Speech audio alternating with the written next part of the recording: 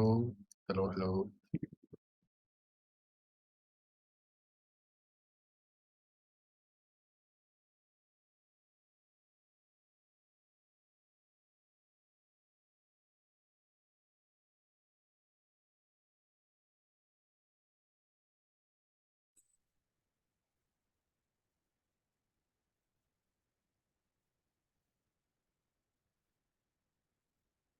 जी अस्सलाम वालेकुम स्टूडेंट्स, क्या हाल है आपके?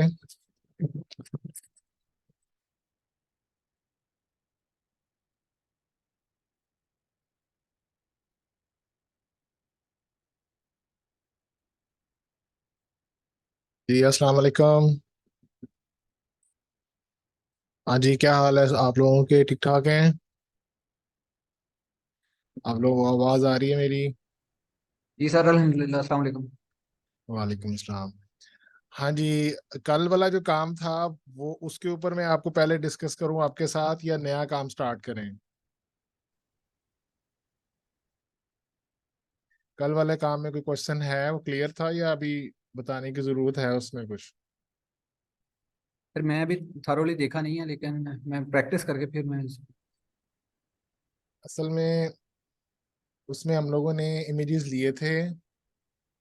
इमेजेस लेके हम लोगों ने उसकी साइज चेंज किया था, उसकी रिपीट बनाई थी। रिपीट बनाने के बाद हम लोगों ने उसको इतनी दफ़ा बनाना था कि हमारी जो जैकार्ड की विड्थ है 3600 हमारे पास पिक्सल्स हैं, या विड्थ वाइज जो पिक्सल हैं ख़ास नंबर ऑफ पिक्सल के ऊपर हम लोगों ने उसको रिपीट करना था। तो उसके ऊपर कोई कन्फ्यूजन तो नहीं है आप लोगों को? एक दफ़ा सोच लें, बाकी स्टूडेंट से भी क्वेश्चन कर लेंगे ये वाला, तो अगर कहेंगे तो मैं वो रिवाइज कर दूंगा। हम लोग आज की बात स्टार्ट करते हैं हम लोग, ठीक है? तो आज की बात है, हम लोगों ने इमेजेस को जब हम लोग स्टार्ट करते हैं अपने आप ग्राफिक को एज ए इनपुट लेते हैं अपने जैकार्ड के डिज़ाइन के लिए, जैकार्ड को कपड़े के कंट्रोल करने के लिए। तो हमें जो इमेजेस होते हैं वो हमारी रिक्वायरमेंट के मुताबिक हमें बनाने पड़ते हैं। उसमें वो जो खराबियां या परेशानियां आती हैं उनको हम लोग हैंडल करते हैं। तो मैं अपनी स्क्रीन स्टार्ट करता हूँ शेयर करना। ठीक है, तो जो जो उसमें कमी बेशी आती है हमारे जो इमेजेस के अंदर, उन इमेजेस की कमी बेशी को हम दूर करने के लिए अ, हमें इमेजेस को फिक्स करना पड़ता है। ठीक है, तो वो जो फिक्सेशन है, उसको हम जो फिक्स करते हैं, उसका हमारे पास आज के दिन में हम लोगों ने अपने इमेजेस में जो कमियां होती हैं उनको जो फिक्स करते हैं उसके ऊपर बात करनी है। ठीक है, तो हमारे आज के लेक्चर में कौन कौन से पोर्शन होंगे? हम लोगों ने बुनियादी तौर पर आज इमेज की क्लीनिंग और क्लिनजिंग, यानी कि एक तो ये कि उसको मोटा मोटा साफ करना, और एक बिल्कुल निथार के हमारी रिक्वायरमेंट के मुताबिक डिट्टो एग्जैक्ट रिक्वायरमेंट के मुताबिक पूरा पूरा करना। उसके रंगों को, उसके पिक्सल्स को, उसकी शक्लों को, उसमें जो चीज़ें चाहिए हमें, उसे आप लोग क्लींजिंग कहते हैं। तो हम लोग एक मोटा मोटा साफ करेंगे, एक ज़रा निथार के बिल्कुल करीब से और क्लिनजिंग करेंगे उसकी। तो हम लोग अपना जो काम है वो दो तरह से सोर्सेज होते हैं। या हम लोग कोई चीज़ अपने पास से पैदा करते हैं, जनरेट करते हैं, कंप्यूटर हमारी हेल्प करता है जनरेट करने में, या हमारे दिमाग में कोई आइडिया होता है, हमारी कोई दिमाग में ख्याल होता है, कोई इंस्पिरेशन होती है, उससे हम स्टार्ट करते हैं। तो जो भी हमारा मोटिव का सोर्स हो, हम आमतौर पर इंटरनेट को यूज़ करते हैं सोर्स के तौर पर, उसमें तब्दीली करते हैं, उसमें अपनी मर्जी डालते हैं, उसमें उसको इस्तेमाल करते हैं। फिर हमारे पास क्लेंजिंग के बहुत सारे टूल्स हैं। उन टूल्स के बारे में बात करेंगे, ठीक है, और उनको बारी बारी फर्दन फर्दन नाम भी समझेंगे, काम भी समझेंगे, करके भी देखेंगे उसको। आज के काम में हमारा ज्यादातर काम प्रैक्टिस है, तो लेक्चर और लैब इकट्ठी है आज। आज कोई इसमें फर्क नहीं है, ठीक है। हमारा थ्योरी का पार्ट सिर्फ यही है कि हमें जब इमेजेस को रिड्यूस करते हैं, थ्योरी भी साथ साथ थोड़ी थोड़ी चल रही होगी, लेकिन सिर्फ प्रैक्टिकल के ऊपर आज ज़रा हमारा फोकस होगा। तो हम लोग इससे पहले कि मैं आपको टूल्स बताऊं, हमें हमें आप कोई जो इमेज होता है हम लोग उसका सोर्स हम लोग लेते हैं, मुख्तलिफ सोर्सेज हैं। मिसाल के तौर पर मेरे ख्याल में जो सबसे जो मैं यूज़ करता हूँ वो है इमेज images.yandex.com। ये जो yandex.com है, ये रशियन गूगल गूगल है, कह लो उसको रशियन गूगल कह सकते हैं। तो इसमें इसका फायदा ये है कि इसकी शक्ल कुछ इस तरह से होती है। अगर मैं इमेज स्टार्ट करूँ ना, तो मैं यहाँ पे कुछ भी लिख सकता हूँ। मसलन मैं कह सकता हूँ कि मुझे रोजेस चाहिए, ठीक है, और वो आर्ट वर्क की फॉर्म में चाहिए, ठीक है, और मैं कह सकता हूँ कि वो ब्लैक एंड वाइट हो, मुझे ग्रे स्केल में हो या ब्लैक एंड वाइट हो, ठीक है। तो और मैं ये भी कह सकता हूँ कि वो रिपीट हो, रिपीट की फॉर्म में हो या रिपीट की करने के काबिल हो, तो मैं ये इसको इंस्ट्रक्शन देता हूँ। तो ये मुझे ब्लैक एंड वाइट रोजेस की मुख्तलिफ रिपीट की फॉर्म में और सिंगल की फॉर्म में मुझे इसने मुख्तलिफ जो नेट पे अवेलेबल इमेजेस हैं वो उसने शो कर दी हैं। अब अगर मुझे कोई ख़ास तरह का फूल इसमें से चाहिए, ठीक है, लेट्स सपोज मुझे ये वाला फूल चाहिए। अब अगर मैं इस फूल के ऊपर क्लिक करता हूँ ना, तो एक तरफ अभी अभी जो मैंने इमेजेस तलाश किए थे उनकी सारी फहरिस्त उल्टे हाथ पे आ जाती है, और इस इमेजेस से मिलते जुलते और जो हम शक्ल हो सकते हैं उनकी लिस्ट यहाँ आ जाती है। सपोज मैं इसके ऊपर क्लिक करता हूँ, तो अगर इसको पास उसकी क्यूरी में उससे सिमिलर इमेजेस होंगे ना, तो वो यहाँ पर ले आएगा उसको। ये देखिए फॉर एग्जांपल यहाँ मैंने क्लिक किया है, इससे मिलते जुलते जो इमेजेस है यहाँ पर आ गए। अब इस फहरिस्त को मैं अगर ब्राउज करता जाऊँ तो इस शक्ल की मुख्तलिफ मतलब वेरिएशन जो हैं वो मुझे यहाँ नजर आएंगी। तो इस तरह से मैं एक से दूसरे इमेज के ऊपर, दूसरे से तीसरे इमेज के ऊपर मिलते जुलते इमेजेस में तलाश करना मुझे बड़ा आसान है। और अगर ख़ास तौर पर कोई ख़ास मुझे चीज़ चाहिए, फॉर एग्जांपल मैं ये वाला इमेज मुझे पसंद आया है, लेकिन मैं चाहता हूँ कि ये जो सेंटर वाला फूल है ना, इस तरह का कोई ख़ास इमेज तलाश करना है। इसमें एक ऑप्शन होती है सिमिलर की। मैं अगर सिमिलर की ऑप्शन पे क्लिक करूंगा तो ये वाला इमेज मेरे पास खुल जाएगा, और इस इमेज की मैं किसी ख़ास हिस्से को सिलेक्ट कर सकता हूँ। ये देखें कह रहा है कि भाई ये इमेज है। मैं कहता नहीं भाई मेरा ये वाला फोकस है, इस तरह का मुझे इमेज दिखाओ। तो इस तरह की खद्दो खाल वाला जो इमेज होगा ना, तो ये उसको वो बता देगा। तो अब देखें इसकी तरह का इमेज ये आ गया, ये आ गया। अब इनमें से जो इस तरह का इमेज मुझे अच्छा लग रहा है बड़ा सारा एक ही, फॉर एग्जांपल ये वाला हो सकता है, फॉर एग्जांपल कोई और हो सकता है, तो जब मैं सिलेक्ट कर लूंगा तो फिर उसकी भी सिमिलैरिटीज जाहिर करना शुरू कर देगा। इमेज तलाश करना आसान है, मोटिव्स को, पैटर्न्स को, पट्टियों को, शक्लों को, शेप्स को एक से मिलते दूसरे को तलाश करना यहाँ बहुत आसान है। मुझे ये बहुत अच्छा लगता है, मैं इसको इस्तेमाल करता हूँ। दूसरा हमारा मशहूर तरीन जो है वो पिन पिन इंटरेस्ट है। आप इसमें कोई चीज़ लिखते हो, मसलन मैं इसमें लिखता हूँ शर्ट्स, लिखता हूँ शर्ट्स, ठीक है। तो पिन पी इंटरेस्ट जो है ना, पी इंटरेस्ट जो मुझे इस लिहाज से पसंद है कि ये भी सिमिलैरिटी के बेस पे काम करता है। ये शर्ट मैंने सेलेक्ट की है, इसके नीचे इससे मिलते जुलते आइडियाज जो नेट पे अवेलेबल हैं वो सारे नजर आना शुरू हो जाएंगे। मसलन मैं इस पर क्लिक किया तो अब इससे जैसे नजर आना शुरू हो जाएंगे।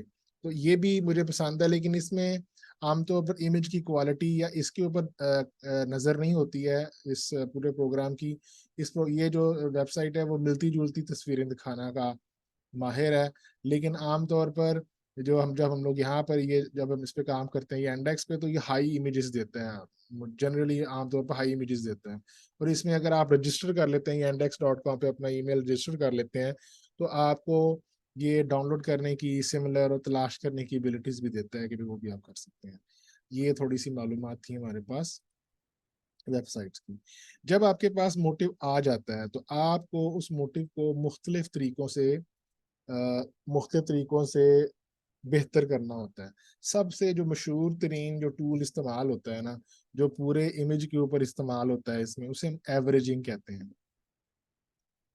एवरेजिंग क्या होती है कि आपके पास अगर आपने एक इमेज को जो कि दो से ज्यादा रंगों पे मुश्तमिल है आमतौर पर, तो आप देखेंगे कि इस तरह से छोटी छोटी सी नॉइस या उसमें परेशानी सी आ जाती है जो कि हमारी रिक्वायर्ड नहीं होती। मतलब ये नीली पत्ती है, इसके गिर्द ये लाल रंग के पिक्सल नहीं होने चाहिए। ये हरा पत्ता है, इसके गिर्द ये लाल पिक्सल नहीं होने चाहिए। या फिर यहाँ पे ये लाल पिक्सल, लाल पत्ते का हिस्सा है तो इसके अंदर ये नीला रंग नहीं होना चाहिए यहाँ पर। तो ये जो खराबी है इसको दूर करने के लिए हम एवरेजिंग करते हैं। एवरेजिंग क्या करता है? एवरेजिंग सारे इमेज में तलाश करता है, और हाँ, वो देखता है कि अगर इर्द गिर्द के पिक्सल एक ही तरह के हैं और बीच में कोई एक पिक्सल किसी और रंग का है, तो उसको भी वो उसी तरह का बना देता है जिस तरह के वो हैं।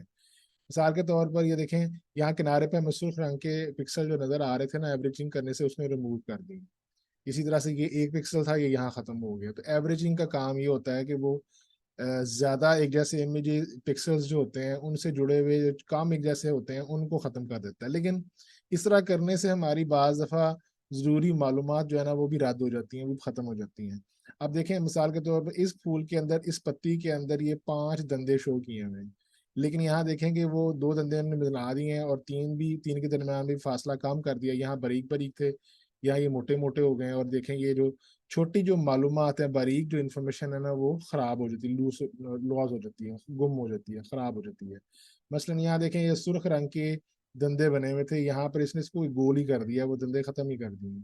और यहाँ जो बहुत सारे निशान थे ब्लू कलर के, वो चंद देख रह गए। इसी तरह से यहाँ पर भी तो जो छोटी छोटी मालूमात होती है ना, वो हमारी खराब होने का खतरा होता है एवरेजिंग करने से। इसलिए इसको ध्यान से और सोच समझ के इस्तेमाल करना चाहिए कि ये हमारे इमेज को खराब ना करे।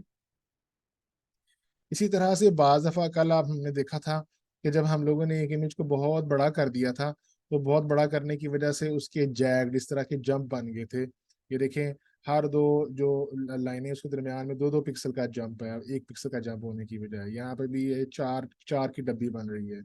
यहाँ पर भी ये देखें, ये जो डब्बी है 4 की बन रही है, तो ये 2-2 का जंप है। तो हमें क्या करना पड़ेगा, हम एवरेजिंग करते हुए हमें यहाँ पीछे हमने 1 पिक्सल की एवरेजिंग हम की, हमें ज़्यादा नंबर ऑफ पिक्सल की एवरेजिंग करनी पड़ेगी डिपेंडिंग अपॉन कि कितने पिक्सल की हमें रिक्वायर है। तो हम इसको स्मूथ बना सकते हैं। लेकिन ये टूल हर दफ़ा ही कामयाब नहीं होगा, बाज़ दफ़ा ये इतना कामयाब नहीं होता है।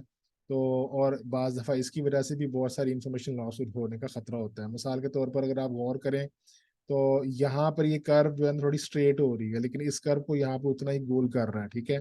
यहाँ जो गलाई आ रही है, मे बी वो गलाई उस तरह की नहीं चाहिए होगी हमें जैसे यहाँ पर बन रही है। तो थोड़ा सा एवरेजिंग करते हुए हमारे जो इंफॉर्मेशन है वो लॉस होने का खतरा होता है। इसलिए इन टूल्स को ध्यान से और सोच समझ के इस्तेमाल करना चाहिए। तो यहाँ एवरेज हमने सिंगल पिक्सल की है, या हमने उस एवरेजिंग के टूल को इस्तेमाल किया है कि जब हमारे पास जब हम लोग स्केल अप करते हैं इमेज को और उसमें किनारे जो हैं वो टूट जाते हैं और उनमें स्टेप्स बन जाते हैं, जैग्ड इमेज हो जाता है।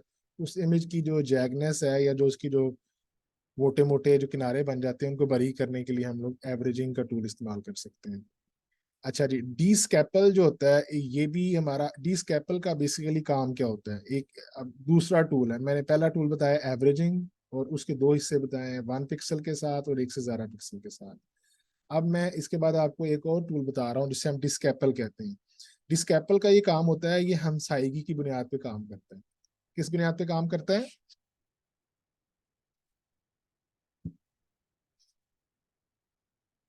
हेलो, क्लास चलो, स्टूडेंट्स हैं क्लास में कि चले गए हैं? जी जी सर जी। तो ये जो डी स्कैपल का टूल है ना, ये हमसाइगी की बुनियाद पे काम करता है। इसकी क्या हमसाइगी होती है? ये कहता है कि भाई के हम लोग इसमें डी स्कैपल करते हुए ना डी स्कैपल की अमाउंट बता सकते हैं। डी स्कैपल की अमाउंट का मतलब ये है कि ये देखें, अगर ये 1 पिक्सल है ना, इस पिक्सल के इर्द गिर्द 8 खाने हैं, यानी कि इस पिंक पिक्सल के गिर्द 8 खाने हैं, ठीक है। तो इसका कोई हमसाया नहीं है। यहाँ पर एक हमसाया है, यहाँ पर इसके 2 हमसाए हैं जो टच कर रहे हैं, या कॉर्नर में टच कर रहे हैं या साइड में टच कर रहे हैं। तो इस तरह से ये मतलब मुख्तलिफ लेवल्स हैं जो हमसाइगी को डिफाइन करते हैं। 1 से 12 लेवल बताए हैं, ठीक है। तो डी डी स्कैपल करते हुए हम लोग इसी तरह से अपनी डी स्कैपल की अमाउंट बता सकते हैं। मसलन ये हमारा इमेज था ओरिजिनल, जब हम लोगों ने उसके कलर कन्वर्ट किए, ठीक है, ज़्यादा कलर से कम कलर में रिड्यूस किया उसको। तो रिड्यूस करने के बाद देखें कि यहाँ पर बहुत सारे छोटे निशान हैं। वो डी स्कैपल करने से 1 पिक्सल का डी स्कैपल करने से ये सुरख निशान सारे 1-1 पिक्सल के थे ना, वो सारे खत्म हो गए हैं। जहां पर 2 पिक्सल थे, 3 पिक्सल थे, या 3 से ज्यादा पिक्सल थे, वो बाकी रह गए हैं। 1-1 पिक्सल वाले सारे निशान जो है ना, वो जरा कलर वाले के साथ में बाउंड्री में चेंज हो गए। लेकिन अगर मैं इस यहाँ से दोबारा फिर 5 पिक्सल की करूं, डी स्कैपलिंग करूं, इसका मतलब है कि कोई भी ऐसा दाना, कोई भी ऐसा पिक्सल जो 5 साइडों से किसी ना किसी दूसरे बड़े रंग से जुड़ा हुआ है, तो उसको उस बड़े रंग में कन्वर्ट कर दो। तो ये देखो, यहाँ नीचे हमारे पास एक लाइन थी, ये आ रही थी, तो ये लाइन उसने ग्रे में कन्वर्ट कर दी है यहाँ पर, ठीक है। यहाँ हमारा एक नुक्ता आ रहा था जो कि ब्लू कलर का था, उसने उसको ग्रे में कन्वर्ट कर दिया। इस ऑरेंज और इस ग्रे के दरमियान में एक पिंक कलर की लाइन आ रही है, उसने इस पिंक कलर की लाइन को ग्रे कलर में कन्वर्ट कर दिया है। तो डी स्कैपल एक अच्छा टूल है, लेकिन इसमें भी एहतियात यही करनी चाहिए कि आपका रिजल्ट जो है वो आपकी मतलब इमेज को खराब ना करे, तो आप इसको डी स्कैपल की अमाउंट ज्यादा या कम कर सकते हैं। तो डी स्कैपल और एवरेजिंग ये तकरीबन एक ही चीज है। फर्क सिर्फ ये है कि हम लोग एवरेजिंग सिर्फ सिंगल पिक्सल पे होती है, और हम लोग जब ज़ेरा पिक्सल पे करते हैं तो फिर हम लोग इसकी जो अपनी इंफॉर्मेशन लॉस होती है, चूंकि ग्रॉस अप्लाई होता है, उसकी बजाय डी स्कैपल करने के लिए हम डी स्कैपल क्या हेल्प करता है कि अगर दो बड़े कलर पोर्शन के बीच में छोटे पिक्सल्स हैं, उनको ख़त्म करने के लिए डी स्कैपल हम इस्तेमाल करते हैं। तो थोड़ा सा फर्क इसका इस्तेमाल डिफरेंट है। अब जो एक और टूल है, तो पहला टूल मैंने बताया कौन सा आपको, वन इज एवरेजिंग, एवरेज है। और तो वधी है। Second one is disciple, risk apple. ठीक है। जो तीसरा वाला टूल मैं बता रहा हूँ, रबर। रबर का बुनियादी काम ही होता है कि जब हम रबर इस्तेमाल करते हैं ना, तो दो दायरे बन जाते हैं इस तरह के। एक अंदर का दायरा होता है और एक बाहर का दायरा होता है। ये क्या करता है कि बाहर के दायरे के अंदर अंदर जितने पिक्सल आ रहे होते हैं ना, उसमें जिस रंग के पिक्सल ज्यादा होते हैं ना, वो छोटे दायरे में भर देता है। ठीक है, मिसाल के तौर पे आप देखेंगे ये ब्राउन कलर की बाउंड्री नजर आ रही है, और यहाँ आपको ऑफ वाइट बाउंड्री नजर आ रही है, ऑफ वाइट रीजन नजर आ रहा है, और ब्राउन ब्राउन एक पट्टी नजर आ रही है। लेकिन ब्राउन पट्टी के अंदर छोटे छोटे जो है ना, ऑफ वाइट पट्टी में छोटे छोटे ब्राउन कलर के डॉट्स हैं। ठीक है, वो डॉट्स हम लोग रबर से देखें जहां जहां इस्तेमाल कर रहे हैं, वो क्या कर रहा है, बड़े सर्कल में जिस रंग में जो रंग ज्यादा है, वो रंग इस छोटे वाले में भरता जा रहा है। आप देखेंगे इसने यहाँ से एक दफा फेरा है या दो दफा फेरा है, एक दफा फेरा ये वाला, दोबारा फिर फेरा, तो ये देखें इसने यहाँ से ये जो सारी जो नॉइस थी वो रिमूव कर दी है। तो रबर टूल जो है ना, वो इस तरह से इस्तेमाल होता है। यही रबर टूल अगर आप, ये हम यूज कर रहे हैं 8 बिट इमेज के अंदर। ये वाला रबर कहाँ इस्तेमाल कर रहे हैं हम लोग, 8 बिट कलर के अंदर इस्तेमाल कर रहे हैं। अगर हम लोग इसको 24 बिट में इस्तेमाल करें तो थोड़ा सा इसका फर्क यूज होगा। ठीक है, अभी हम लोग इसके डिस्कस नहीं करते हैं, क्योंकि ये अभी आमतौर पे हम लोगों ने इसको 8 बिट में यूज करना है। ये लिखा हुआ, आप इसको पढ़ लीजिएगा। लेकिन इसका जो ज्यादा अच्छा इस्तेमाल हम लोग करना है, वो होता है बॉर्डर क्लीनअप के ऊपर। इसका बहुत ज्यादा इस्तेमाल है, ये जबरदस्त टूल है। मुझे इसका इस्तेमाल जो है वो ऐसा इस्तेमाल कहीं और नजर नहीं आता। तो ये बॉर्डर क्लीनअप जो है ना, बड़ा जबरदस्त है। जब आमतौर पर हम लोग कलर रिड्यूस करते हैं तो दो कलर जहां पर चेंज होते हैं ना, मतलब देखें ये एक कलर जामनी है और एक कलर जो है ना ये ऑरेंज सा कलर है, दोनों ही कंट्रास्ट कलर हैं। तो जब हम लोग उनको कलर रिड्यूस करते हैं तो उनके दरमियान में एक हाशिया होता है, बाउंड्री होती है। वो बाउंड्री आमतौर पर बिचकारला सा एक दरमियान सा एक कलर बन जाता है, यानी कि ना वो जामनी कलर है ना वो ऑरेंज है, बल्कि डार्क ऑरेंज या डार्क जामनी कह सकते हैं। उसके बीच में एक नए कलर की लेयर आ जाती है। इस कलर की लेयर को रिमूव करना हमें के लिए बॉर्डर क्लीनअप होता है। हम लोग रबर ही इस्तेमाल करते हैं, लेकिन रबर जब इस्तेमाल कर रहे होते हैं तो नीचे टूल बॉक्स के नीचे ना ऑप्शन, टूल्स की ऑप्शन के अंदर एक ऑप्शन आ रही होती है बॉर्डर क्लीनअप। तो बॉर्डर क्लीनअप क्या करता है, वो हमारे पास दो रंगों के दरमियान में देखता है, और जहां जहां तीसरा रंग आ रहा होता है ना, उसको वो जो ज्यादा रंग वाला बड़ा दायरा में जो ज्यादा रंग आ रहा होता है ना, उससे वो उसको रिप्लेस करता जाता है। तो बॉर्डर क्लीनअप की बहुत फायदा है, अभी हम इसको इस्तेमाल करके भी देखेंगे। तो रबर टूल बॉर्डर क्लीनअप के लिए मैं इस्तेमाल करता हूँ अक्सर, तो दिस इज वेरी हेल्पफुल। अच्छा जी, ये अब चौथा टूल हमारा जो है रबर के बाद, वो है रबर के अंदर मैंने तीन चीजें बताई हैं, 8 bit use, 24 bit use, and border cleanup for 8 bit में। तो बॉर्डर क्लीन 8 बिट में बॉर्डर क्लीनअप जो है ना, वो हमारे लिए बहुत इंपॉर्टेंट है, ये हम इस्तेमाल करेंगे, अभी देखेंगे थोड़ी देर में।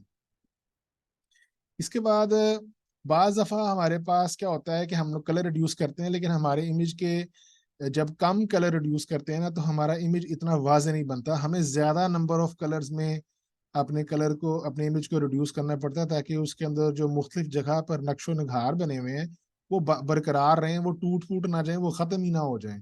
तो हम क्या करते हैं कि पहले स्टेप में अपने इमेज को ज़्यादा नंबर ऑफ कलर में रिड्यूस करते हैं। मसलन हम लोगों ने 16 कलर का इमेज बनाना है, लेकिन 16 कलर में बनाने से ना हो सकता है कि ये जो छोटे छोटे जो ऑफ वाइट निशान है ना, ये खत्म ही हो जाए। तो हम क्या करते हैं, पहले हम ज़्यादा नंबर ऑफ कलर में इसको रिड्यूस करते हैं, फिर हम क्या करते हैं, हम एक नक्शा बनाते हैं कि हमने कौन कौन से रंग रखने हैं। आप देखें ये 24 रंग थे यहाँ पर, उन 24 रंगों में से हम लोगों ने 4 खास रंग रख लिए, और हर रंग के अगेंस्ट जो मिलते जुलते रंग है ना वो उसी में जमा कर दिए। मसलन हमने कहा कि 15 नंबर रंग के अगेंस्ट 7 नंबर रंग भी आएगा, 12 भी आएगा, 15 भी आएगा, 18, 14, 2, और अब बाकी और नजर नहीं आ रहे, बाकी और आगे भी होंगे। 5 नंबर रंग के अगेंस्ट 21 नंबर रंग, 22, 10, 8, 5, 17, ये सब के सब, और 6 नंबर के अगेंस्ट ये वाले सारे, और 1 नंबर के अगेंस्ट। अब आखिर में जब हम लोग ये मैप बना लेंगे, नक्शा बना लेंगे, तो क्या होगा कि 15 नंबर हर इन इन कलरों में भरा जाएगा, 5 नंबर हर इन कलरों में भरा जाएगा, 6 इनमें और 1 इनमें। तो आखिर में आपके असल में आपके इमेज के अंदर सिर्फ ये 4 ही रंग बच जाएंगे। तो इस तरह से आपकी इंफॉर्मेशन भी बाकी रह जाएगी, और महदूद कलर भी हो जाएंगे, लिमिटेड कलर भी हो जाएंगे। तो कलर मैपिंग का बनाने का फायदा ये होता है कि बहुत ज़्यादा नंबर, ज़्यादा वेरियस कलर वाले इमेज को कम कलर्स में कन्वर्ट करने के लिए, कम से कम इंफॉर्मेशन लॉस के साथ कन्वर्ट करने के लिए हम क्या करते हैं, हम लोग मुख्तलिफ रंगों को जो एक जैसे होते हैं वो किसी एक एक रंग से रिप्लेस कर देते हैं। बेक वक्त एक ही काम ये पूरा नक्शा बना के करने को कलर मैपिंग कहते हैं।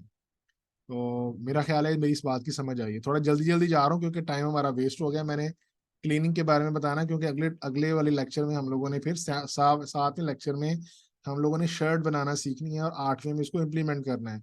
ये वाले टूल हमें आते होंगे तो हम वहाँ इम्प्लीमेंट कर सकते हैं। तो आप लोग मेरे साथ साथ चल रहे हैं, जहाँ मुश्किल लगे मुझे सवाल करना है आपने, ठीक है?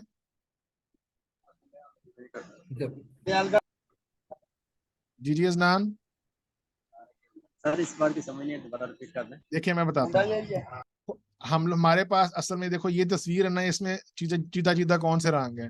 देखो इसमें ना रंग नजर आ रहा है, एक ऑफ वाइट नजर आ रहा है, एक ये नजर आ रहा है ब्लू सा, सी ब्लू सा, डार्क सी ब्लू सा है।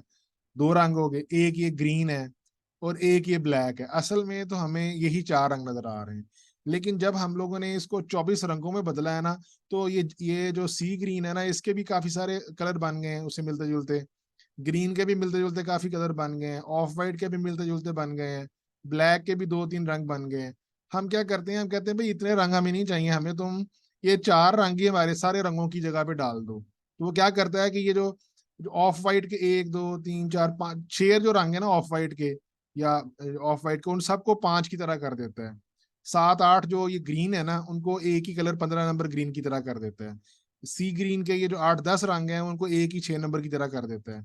और सारे जो 3 तरह के ब्लैक है उनको एक ही तरह का काले काले रंग का पूरा ब्लैक कर देता है। इस तरह से हमारे 24 रंग जो है सिर्फ 4 रंगों में तकसीम बट जाएंगे, यानी कि अब सिर्फ इमेज 4 रंगों वाला इमेज रह जाएगा, बजाय इसके कि वो 24 रंगों वाला इमेज हो। क्यों हसनैन, आप समझ आई? सर आगे हाँ? तेरा नाम क्या है इधर? तो अभी मैं करके दिखाता हूँ, फिर समझ आ जाएगी कि थोड़ी बहुत रह गई है तो ठीक है। ठीक है सर। ठीक है, अब ये ना इसके स्टेप्स भी लिखे हुए हैं, अगर आप पढ़ें तो इनमें यही लिखा हुआ है कि पहले आप सिलेक्ट करते हैं। इसको मैं करके अभी दिखाता हूँ, फिर आपको ज्यादा वाज़ेह हो जाएगा। अच्छा, बाज दफा हम लोग ना कोई कोई कोई अपना मोटिव सिलेक्ट करते हैं रेक्टेंगुलर सिलेक्शन से, या मैजिक वांड से, या हम लोग जो है ना वो फ्री हैंड ड्रॉ से हम लोग कोई इमेज सेलेक्ट करते हैं, पोर्शन। लेकिन ना उसके अंदर हमारा जो मकसद होता है ना, वो थोड़े से पोर्शन को सिलेक्ट करना होता है, लेकिन हमने एहतियातन ज्यादा कलर सेलेक्ट कर लिया होता है। अब अगर हम चाहें ना कि हमारा सिलेक्शन सिर्फ इस इमेज के सिर्फ इतने ही हिस्से पे चला जाए, तो वो उस सूरत में मुमकिन हो सकता है कि अगर जो जो कलर इसके बाउंड्री में पीछे आ रहा है नजर ना, आप देखें ये खाकी सा रंग जो है या लाइट ग्रीन सा कलर जो है वो पीछे आ रहा है इसके, अगर ये हमारे फोरग्राउंड कलर में हो, हमारे जो इमेज का अंदर ये जो फोरग्राउंड कलर नीचे वाला रंग होता है उसके अंदर ये भरा हुआ हो, और वो सारा के सारा हमारी चारों बाउंड्री को या कम से कम अक्रॉस ऑपोजिट बाउंड्री को टच कर रहा हो, तो हमारे पास एक ट्रिम की कमांड होती है। कौन सी कमांड होती है? ट्रिम की कमांड होती है। ट्रिम की कमांड क्या करती है कि हमारा सिलेक्शन बहुत बड़ा करने की बजाय सिर्फ उतना ही रेक्टेंगल बनाएगा जितना कि हमारा वो बैकग्राउंड का कलर हमें हेल्प करेगा। बैकग्राउंड के कलर से ये श्रिंक होके बाउंड्री सिर्फ इसके एज टू एज इसके आ जाएगी, जिसमें चौकोर डब्बे में ही पूरा आ जाए। तो फिर हमें इसको प्लेस करना और बाकी चीजों को खराब करने से इसको बचा सकते हैं। तो क्या ट्रिक है इसके अंदर कि आप सिलेक्शन करते हो, सिलेक्शन करने के बाद जो सिलेक्शन है ना, वो सारी सिलेक्शन ऐसे कलर के ऊपर आ रही होती है जो हमारे बैकग्राउंड के तौर पर सिलेक्ट किया जा सकता है। आप अपने बैकग्राउंड कलर में वो कलर सेलेक्ट करें, और जब ट्रिम करेंगे तो आपका ट्रिम करने से ये रेक्टेंगल बड़ा होने की बजाय सिलेक्शन सिर्फ उस कंटेंट के ऊपर चली जाएगी जहां पर आप चाह रहे हैं। आपका ये जो खाली ब्लैंक एरिया है ना, ये सिलेक्शन में से खत्म हो जाएगा। तो सिलेक्शन को लिमिट करने के लिए आप अपना ट्रिमिंग का कमांड यूज कर सकते हैं। तो बाज दफा जब आप कोई चीज मूव कर रहे होंगे और आपका फालतू सिलेक्शन हो गया है, तो ट्रिम कमांड करके आप अपनी जो सिलेक्शन है उसको महदूद कर सकते हैं। बाज दफा आपको अपने इमेज के अंदर पूरी पूरी विड्थ में निशान लगाना पड़ता है, लंबाई में या चौड़ाई में। तो आप इसके लिए अपना जो रेक्टेंगल टूल है ना, रेक्टेंगल टूल जो है वो इस्तेमाल करते हैं। जैसे ये हमारे पास ये रेक्टेंगल टूल है, तो अगर आप इसमें निशान हॉरिजॉन्टल निशान लगाना चाहते हैं, ठीक है, तो हॉरिजॉन्टल लिया, मैं सिर्फ सेलेक्ट करूंगा तो पूरी विड्थ में निशान ये आ जाएगा। ठीक है, तो इससे निशान से क्या होगा, निशान तो लग जाएगा लेकिन आपके पिक्सल की लंबाई चौड़ाई में तब्दीली नहीं होगी। आप देखें, अगर ये 391 पिक्सल की इसके हाइट के पिक्सल है ना, वो चेंज नहीं हो रहे। जो आपके करंट में अवेलेबल पिक्सल्स है ना, उनके ऊपर ओवरराइड हो रही है ये वाली लाइन। तो लाइन तो लगती है लेकिन मौजूदा पिक्सल के ऊपर लाइन लगती है। ठीक है, और इसी तरह से अगर मैं इसको वर्टिकल कर दूं, हॉरिजॉन्टल की बजाय वर्टिकल कर दूं, तो फिर ये लंबाई में लाइन लगाएगा। ठीक है, तो इसमें इतना बड़ी साइंस कोई नहीं है, बस सिंपल ये पता, बाज़ दफ़ा हमें हाशिया लगाना पड़ता है या पूरी की पूरी विड्थ में या लेंथ में निशान लगाना पड़ता है। तो बजाय इसके कि आप पूरी लेंथ लगाएं, आप सिंपल वर्टिकल और हॉरिजॉन्टल लाइन मार्क कर सकते हैं जस्ट यूजिंग द रेक्टेंगल।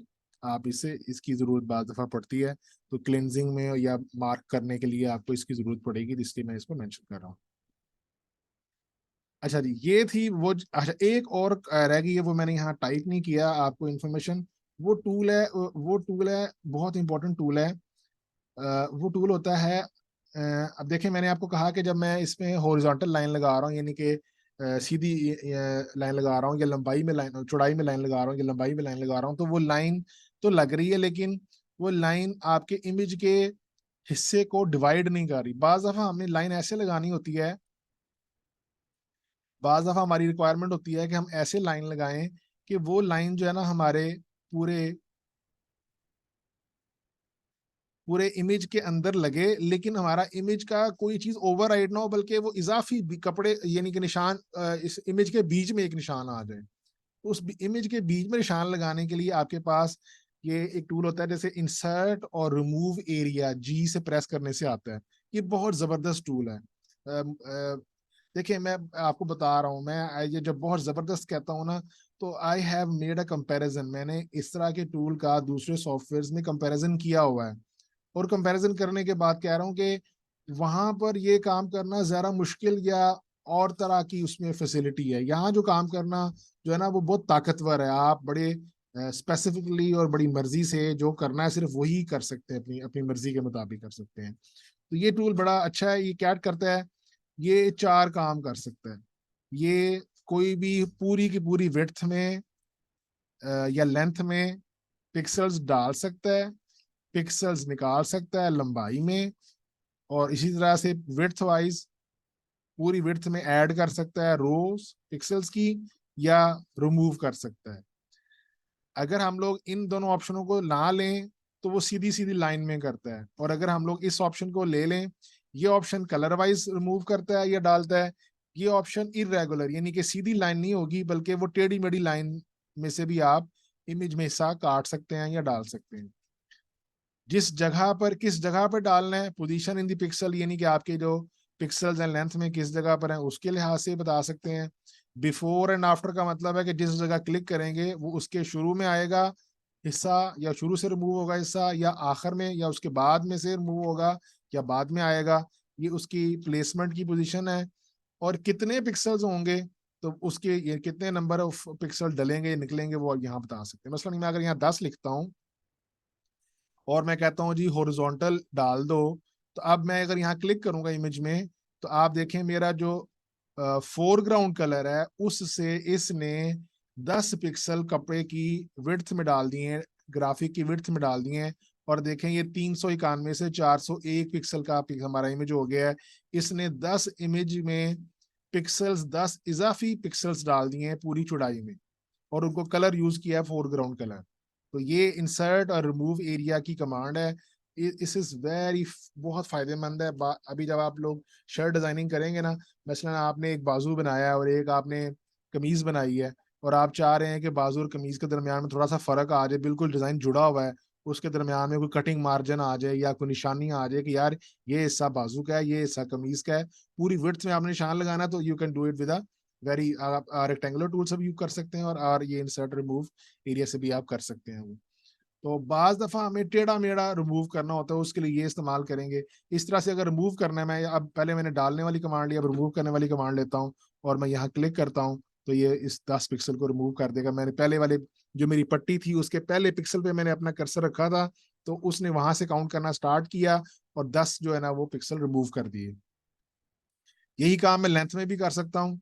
ठीक है, अब लेंथ में देखेंगे 408 पिक्सल का हो गया है, और अगर मैं रिमूव की कमांड लूँ और ये 4 मोस्ट पिक्सल पे रखूँ, तो ये 10 की पट्टी को रिमूव भी कर देगा। इस तरह से मैं अपने पिक्सल्स में अपनी पूरी इमेज के अंदर नंबर ऑफ पिक्सल्स जो पूरी विड्थ वाइज ऐड कर सकता हूँ, और या पूरी लेंथ में ऐड कर सकता हूँ और रिमूव भी कर सकता हूँ। तो इसका मजीद इस्तेमाल मैं अभी थोड़ी देर में आपको दिखाता हूँ। अभी आपको ये, यहां तक मैंने आपको टूल्स की डिस्क्रिप्शन बताई है कि डिफरेंट टूल्स क्या क्या काम करते हैं। अब हम इनको इस्तेमाल करके देखते हैं। मैं आपको एक एग्जांपल सामने से खोलूंगा, यही वाली एग्जांपल जो हमने खोली हुई है, यही मैं आपके सामने खोलूंगा, और इसको बारी बारी जो जो हमारी रिक्वायरमेंट आती जाएगी वैसे वैसे मैं इसको करता जाऊंगा, साथ में बताता जाऊंगा, साथ में टूल के बारे में भी बताता जाऊंगा। तो चलिए स्टार्ट करते हैं। इस फाइल को हम लोग सेव कर लेते हैं, सेव पिक्चर कर लेते हैं, और यही फाइल हमारे पास मतलब अनप्रोसेस्ड फॉर्म में पड़ी हुई है, तो उसको खोल लेते हैं। लेक्चर 6 में हमारी थी, हाफ रिपीट था, क्लीनिंग एग्जांपल, ये वाली एग्जांपल। ये देखिए, ये एक इमेज है,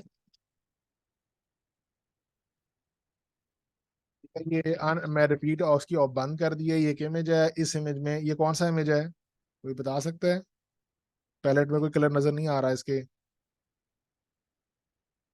सर ऑल ओवर है, ऑल ओवर रिपीट। हाँ यस, ये रिपीट की टाइप ऑल ओवर है, लेकिन ये इमेज की टाइप्स पड़ी थी ना, 8 बिट, 24 बिट, ट्रांसपेरेंसी वाला, ये कौन सा वाला है इमेज है ये? सर ट्रांसपेरेंसी वाला है ये। यस, क्यों भला? उसकी निशानी ये है कि यहाँ बिकॉज उसमें ट्रांसपेरेंसी के कलर लिए नहीं नजर आ रहा। नहीं नहीं नहीं, ट्रांसपेरेंसी के लिए जहाँ जो पैलेट होता है ना, ये ग्रे कलर में नजर नहीं आता, बल्कि चेक बॉक्सेस बने होते हैं। तो इसको वेरीफाई करते हैं, जाते हैं और प्रॉपर्टीज में देखते हैं। तो प्रॉपर्टीज में ये कह रहा है कि ट्रू कलर विद ट्रांसपेरेंसी, यानी 24 बिट से भी बड़े ज्यादा ज्यादा बिट्स का ये इमेज है। ठीक है, हम इसे कन्वर्ट करना चाहते हैं। हम जब इसे कन्वर्ट करेंगे, तो लेट्स सपोज हम इसे कैसे कन्वर्ट करें। हम लोग Alt X प्रेस करते हैं, तो हमारे पास एक मेन्यू आ गया। अगर मैं इसको प्रीव्यू करता हूं, तो ये देखें, चूंकि इसके कलर बहुत ज्यादा हैं, तो इसने पूरे के पूरे हमारे 8 बिट की जितनी स्लॉट्स होती हैं, 256 स्लॉट्स होती हैं, वो सारी की सारी इसने भर दी, 0 से लेकर 255 तक सारी स्लॉट भर दी, 256 स्लॉट्स भर दी, क्योंकि इसके अंदर नंबर ऑफ कलर है ही बहुत ज्यादा। ठीक है, तो ट्रू कलर 24 बिट से हम लोग यहाँ पर आ गए। अब हम लोग, लेकिन हमारे पास अगर देखें तो हमारे पास कलर बहुत लिमिटेड से हैं। अगर देखें, मुझे मुझे मैं अगर देखूंगा इमेज में, तो एक ही बैकग्राउंड में कलर है, ये जो ग्रेस है, एक ये लाइट ग्रीन है, एक ये मतलब कह लो ग्रे सा कलर है, डार्क ग्रे सा, एक ये ग्रीन है, और एक ये थोड़ा सा येलोइश ग्रीन है, और एक वाइट है। तो 1 2 3 4 5 6 कलर है यहाँ पर। अगर मैं 6 कलर में इसको कहता हूँ ना रिड्यूस करो, तो देखो हमारा वो ग्रीन वाला रंग ही गायब हो गया, ये वाला कलर गायब हो गया, है ही नहीं है इसमें। ठीक है, तो विजुअली नजर ही नहीं आ रहा, तो हमें इसको कलर को ज्यादा करना पड़ेगा, यहाँ तक कि हमें कलर नजर आ जाए। देखिए, अगर मैं 9 करता हूँ ना, 10 करता हूँ ना, तो फिर ये कलर नजर आ रहा है अभी। तो लेकिन देखें, बाकी कलर में जो नॉइसेस हैं वो बहुत ज्यादा हैं। अगर मैं एक कलर और ज्यादा कर लेता हूँ, तो तकरीबन यहाँ पर मैं इसको एक्सेप्ट कर सकता हूँ। ठीक है, वैसे अभी भी यहाँ पर नॉइस आ रही है, तो मुझे थोड़ा और ज्यादा कर लूँ। जितना ज्यादा करता जाऊंगा तो मेरा काम बढ़ता जाएगा। तो मैं बहरहाल इसको 10 तक, मैं 10 10 या 11 तक रखता हूँ। ये मैं यहाँ पे मैं रुकता हूँ और इसको यहाँ तक मैं एक्सेप्ट करता हूँ, ओके करता हूँ इसको। तो लेकिन आप देखें लेकिन मसला क्या हुआ, मसला ये हुआ है कि बैकग्राउंड में दो तरह के कलर आ रहे हैं, एक मसला ये है। दूसरा मसला ये है कि देखें आपके ये अच्छा भला ग्रे एरिया है, बीच में ऐसे दो नुक्ते बीच में आ रहे हैं। अब ये देखें, ये जो व्हाइट वाला पोर्शन है उसमें ये ऑफ व्हाइट से हल्के निशान बीच में वैसे ही आ जा रहे हैं, ये वाला कलर हिस्सा क्लियर नजर आ रहा है। लेकिन इसके और इसके बीच में ये बैकग्राउंड ऐसे खाम का बीच में आ गया है, व्हाइट वाले में भी बाउंड्री क्लियर नहीं है। तो बहुत सारे मसाइल हैं। अब ये हम लोगों ने क्लीन तो किया, लेकिन इसकी क्लिनजिंग करनी पड़नी है, इसको पिक्सल लेवल तक जाके इसकी सफाई करनी पड़नी है, ठीक है। तो हम लोगों ने कौन कौन से टूल देखे थे। एक हमारा टूल था, सबसे पहला टूल था हमारा एवरेजिंग। तो हम एवरेजिंग को यूज करते हैं। तो एवरेज यूज करते हैं हम लोग। एवरेज यूज करने के लिए हमें यहाँ पर 1 पिक्सल लेते हैं हम लोग। तो 1 पिक्सल की हम लोग एवरेजिंग करते हैं। तो फिल्टर में जाके एवरेज प्रेस करते हैं। तो आप देखें ये बेहतर हो गया, इसकी जो बाउंड्री थी वो बेहतर हो गई है। लेकिन ये भाई साहब पीछे वाले जो कलर हैं ये वैसे के वैसे ही हैं, इनमें कोई तब्दीली नहीं आई। और एवरेजिंग करने से देखें, जहां सिर्फ 1 पिक्सल की हमारी लाइन थी ना, वो क्रैक हो गई, टूट गई है। तो कोई काम खराब भी हो गया हमारा कुछ। देखो मैं अनडू करता हूँ, तो ये लाइन लाइन सालम थी, सॉलिड थी, पूरी थी। लेकिन एवरेजिंग का भाई ने हमारा काम खराब कर दिया। जहां पर 1 पिक्सल की लाइन थी, तो जहां पर जितने पिक्सल की आप एवरेजिंग कर रहे होंगे, वो जब आप पूरे 100% इमेज के ऊपर ऐसे एब्सोल्यूट अप्लाई करेंगे, तो काम जो है वो खराब होने का खतरा होगा। तो इसलिए एवरेजिंग, मैं अभी इस पे एवरेजिंग अप्लाई नहीं करता, मैं इसको विदाउट एवरेजिंग छोड़ रहा हूँ। पहले हम इसके कलर थोड़े से और रिड्यूस कर लें, मे बी हमारा रिजल्ट उस वक्त बेहतर हो जाएगा। मेरे साथ चल रहे हैं ना, मेरी बात समझ आ रही है ना आपको? जी सर। ठीक है।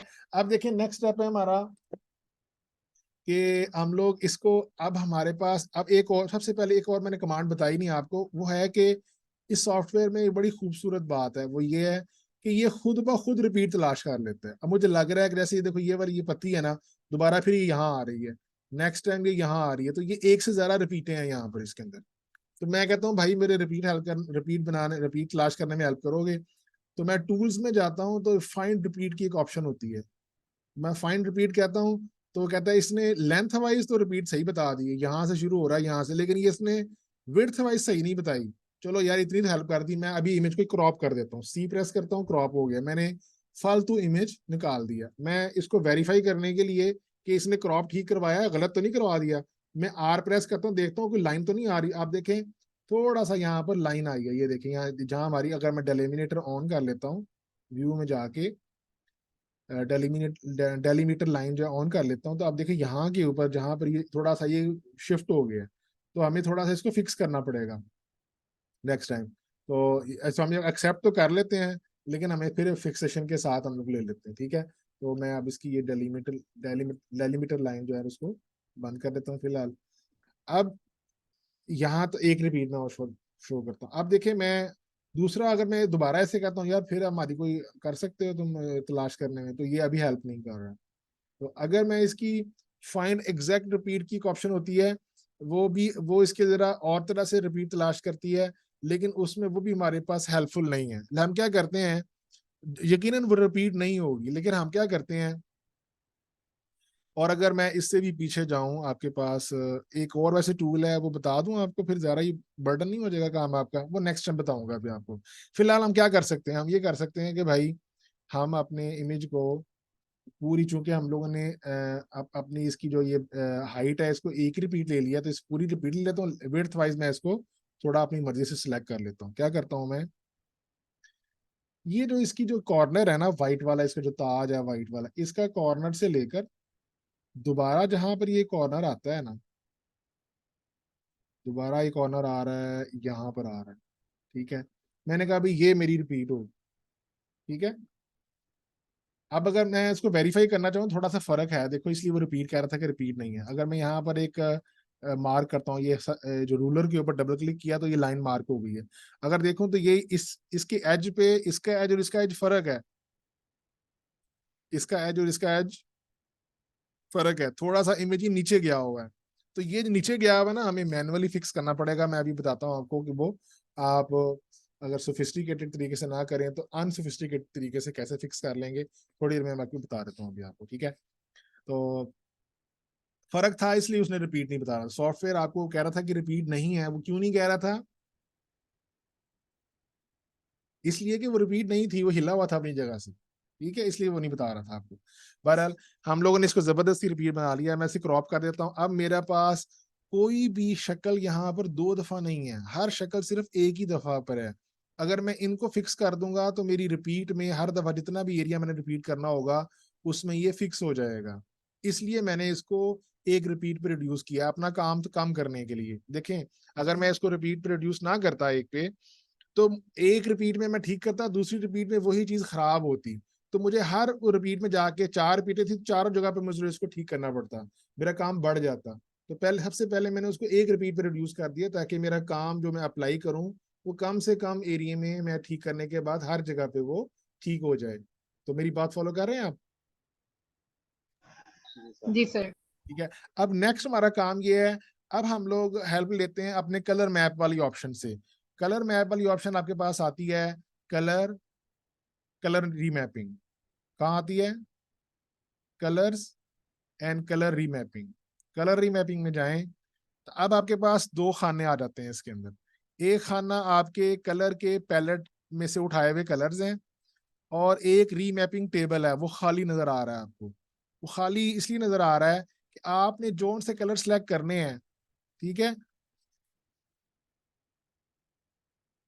आपने कौन से कलर सेलेक्ट करने हैं, ठीक है। फॉर एग्जांपल आपने ये वाला कलर सेलेक्ट करना है, तो अगर आप देखें अपने यहाँ कर्सर यहाँ पर प्लेस करते हैं, ये कलर नंबर 0 है, तो आप 0 वाले कलर पर राइट क्लिक करें, ठीक है, सॉरी गलत हो गया, 0 वाले कलर पर क्लिक करना है आपने, राइट क्लिक करने से वो रिप्लेस हो जाएगा। 0 वाले कलर पर क्लिक किया आपने, तो वो आपके कलर मैप के अंदर ये वाला कलर आ गया। एक आपको कलर ये वाला चाहिए, ये वाला कलर आपका 3 नंबर कलर है। और कौन सा कलर चाहिए? एक आपको ये वाला कलर चाहिए, एंड ये वाला कलर 6 नंबर है। एक आपको व्हाइट कलर चाहिए, व्हाइट नंबर कलर 10 नंबर है।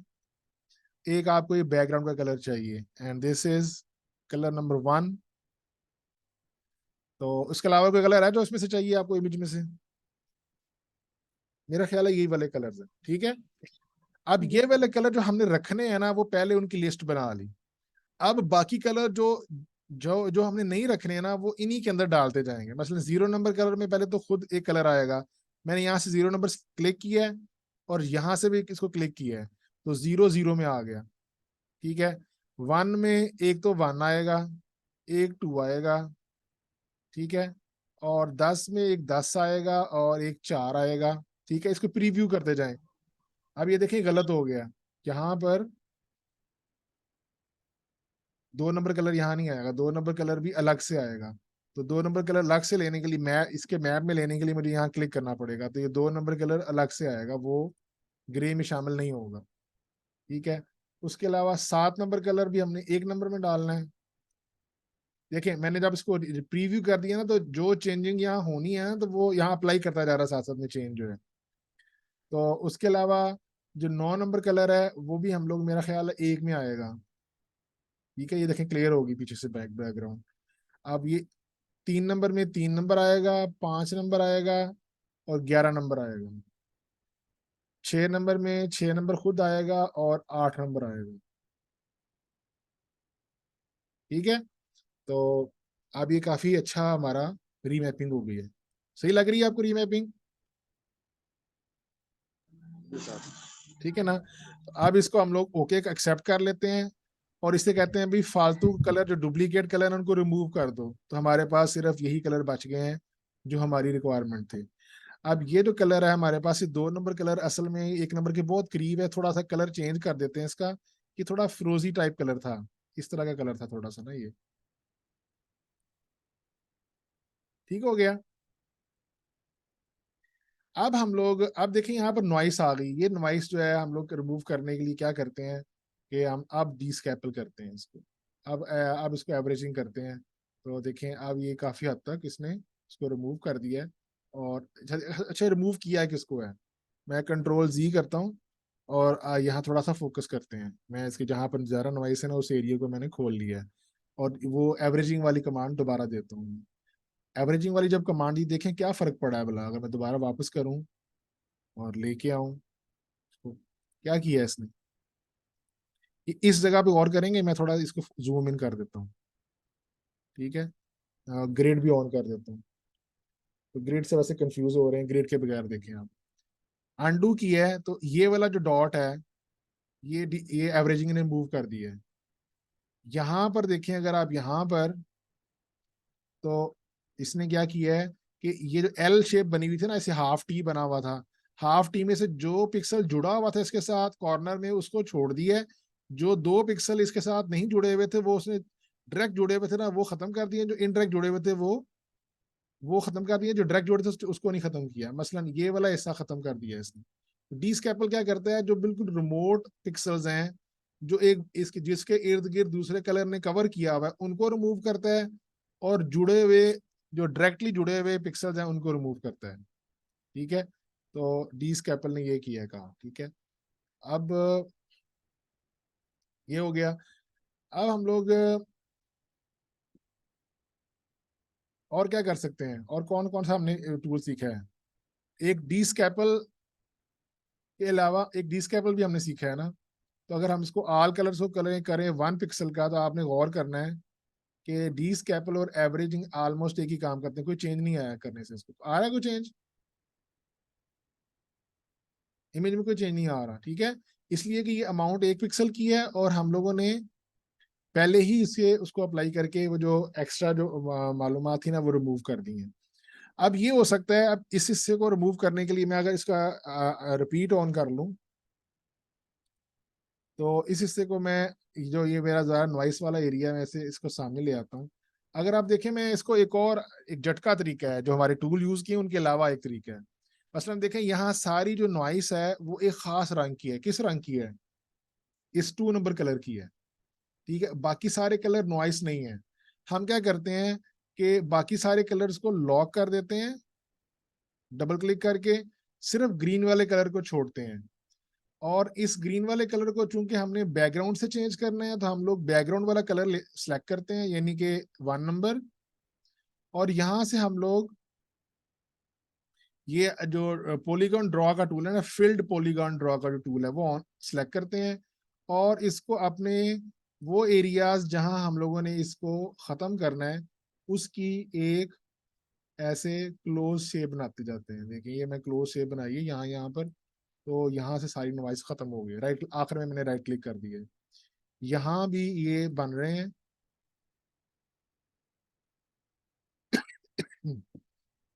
देखें खत्म हो गया ये। मैं आपको किसी और कलर में करके दिखाता हूँ कि क्या हो रहा है। मसलन मैं असल में, ठहरे जरा, मैं आपको नजर नहीं आ रहा क्या हो रहा है, आप थोड़े से परेशान होंगे कि क्या किया है उस्मान साहब ने, पूरी करके चले। सर बेसिकली आप जो सा हमारे पास 1 कलर है उसको फिल कर रहे हैं 2 कलर के एक्स्ट्रा हाँ वाले पार्ट में। बिल्कुल, हम लोग 2 कलर के अंदर जो है ना 1 नंबर कलर फिल कर रहे हैं, लेकिन सिलेक्टेड एरिया के अंदर, ठीक है। वो नजर आपको, मैं 1 मिनट सर ठहरे जरा, मैं 1 नंबर कलर को भी अनसेलेक्ट कर लेता हूँ, तो मैं 4 नंबर से फिल करता हूँ ताकि आपको नजर आए। देखिए मैं असल में ऐसे बना रहा हूँ, ये चीज ऐसे बना रहा हूँ। तो ये क्या हुआ है कि वो जो छोटे छोटे निशान थे ना वो इस रंग से बदले गए हैं। पहले ये वाला colour 2 number colour 1 number colour था, तो इसलिए हमें वो नजर नहीं आ रहा था। ये इस तरह की बाउंड्री बन रही है जो उसको रिमूव कर रही है। तो आप पहले मैं पहले की तरह करता हूँ, ताकि आप अभी दिखाने के लिए मैंने कलर डिफरेंट किया था। तो मैं अंडू करता हूँ, 1 नंबर कलर लेता हूँ, 1 नंबर को जाते खुद लॉक कर देता हूँ। तो 1 नंबर से जब मैं इसको ड्रॉ करूंगा अब, तो ये असल में ड्रॉ हो रहा है लेकिन रंग सेम है इसलिए नजर नहीं आ रहा। तो ये देखें अब ये वहां से रिमूव हो गया। ये यहाँ से ये वाली एक एक तरह की जो रेडिएशन है, एक तरह की जो नॉइस है वो रिमूव हो गई है। इसको छोड़ के मैं यहाँ से ये सर ये लेसो से फ्री हैंड नहीं हो जाएगा? ये फ्री हैंड भी हो सकता है, लेकिन ये मेरे ख्याल में ना ये जरा वो काम ज्यादा होगा, छोटा छोटा ना हर जगह पे जाना पड़ेगा आपको। हम्म। आप इस तरह से करने से एक बड़ा रीजन जो है ना, देखो मैं इतना बड़ा रीजन जो है ना वो मैंने सिर्फ एक चंद क्लिक से खत्म कर दिया। देखो यहाँ से सारी वो नॉइस रिमूव हो गई है। सिमिलरली जी सर। यहाँ से सिलेक्ट करता हूँ, ये इसको छोड़ के जो हमारा मेजर रीजन है उसके अलावा बाकी जो है वो खत्म हो गया। ये देखें यहाँ से कर रहा हूँ, ये खत्म हो गया। फिर मैं इसको यहाँ से खत्म हो गया, ठीक है, यहाँ से भी ये खत्म हो गया। तो एक कलर की नॉइस ज्यादा थी, इसलिए हम लोगों ने उसको ये टूल यूज किया, फायदेमंद हो गया हमारे लिए। लेकिन जहां ये मल्टीपल टाइप की आएगी और बीच में ये एम्प्टी आएंगे, उसके लिए हमें फिर अपना टूल चेंज करना पड़ेगा। ठीक है, मेरा ख्याल है कि काफी हद तक हमारा इमेज इम्प्रूव हो गया। ये यहाँ से थोड़ी सी रह गई, ये खत्म कर दिया इसको। ठीक है, यहाँ से रह गई है, ये यहाँ से रह गया। ठीक है, तो ये काफी हद तक बेहतर हो गया। अब देखें, अब जो ये जो बाउंड्रीज है ना, बाउंड्रीज के साथ साथ पिक्सल नजर आएंगे आपको, जैसे यहाँ नजर आ रहे हैं। इन पिक्सल को खत्म करने के लिए आपके पास बॉर्डर क्लीनअप की ऑप्शन होती है।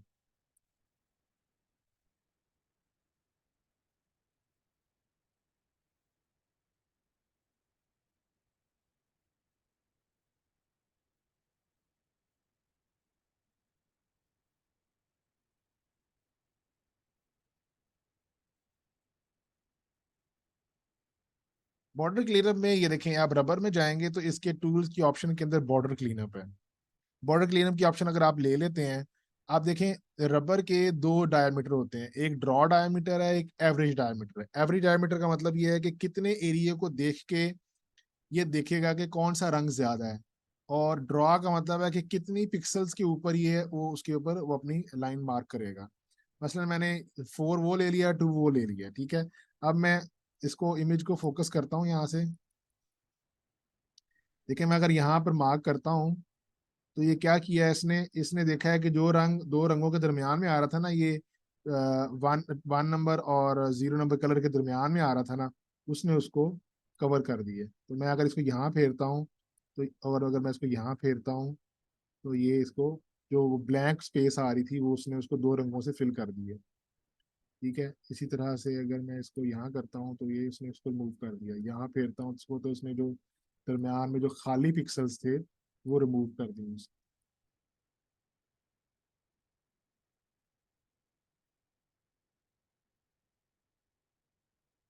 ठीक है, थोड़ा सा और साइड पे चले जाते हैं। यहाँ पर ये देखें, इसने फिल कर दिया। अच्छा, आप देखें, जब मैंने ऐसे सेलेक्ट किया ना, इस जगह पे आया तो इस जगह पर ज्यादा एरिया जो है ना मेरे 1 नंबर कलर का हो गया, इसलिए इसने उसको बना दिया है गैप। इसको अनडू करते हैं। आपने सिर्फ इसको एहतियात से सिर्फ उतने हिस्से में लगाना है जहां पर उसे खराब ना करे वो। ऐसे क्लिक किया तो देखिए खराब कर दिया उसने। तो आप इसको जरा केयरफुल यूज करिए। आप अनडू का बटन अपने हाथ में रखें और इसको उसके लिहाज से इस्तेमाल करें। गलती हो जाती है तो आप अनडू कर सकते हैं।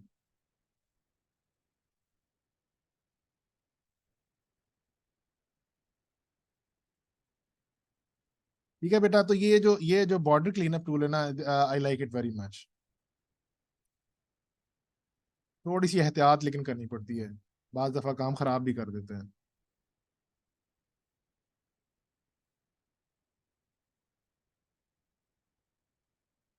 ठीक है, यहाँ से तो लगता है ये ठीक हो गया, और कोई गलती तो नहीं नजर आ रही यहाँ पर, ये खाली जगह नजर आ रही है।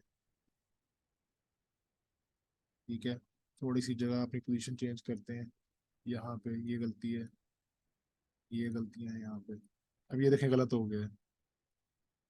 इसलिए गलत हो गया, मैंने वाइट एरिया पे ज्यादा कर दिया था, मुझे इसको सेंटर में रखना है तो फिर ये ठीक करेगा।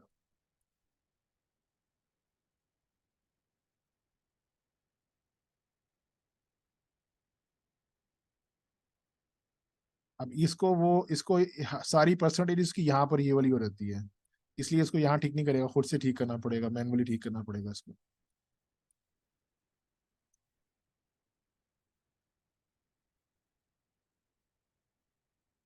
तो आज आपको अब समझ आ रही है, जो कल के मुकाबले में आज जरा समझ आ रही है कि नहीं?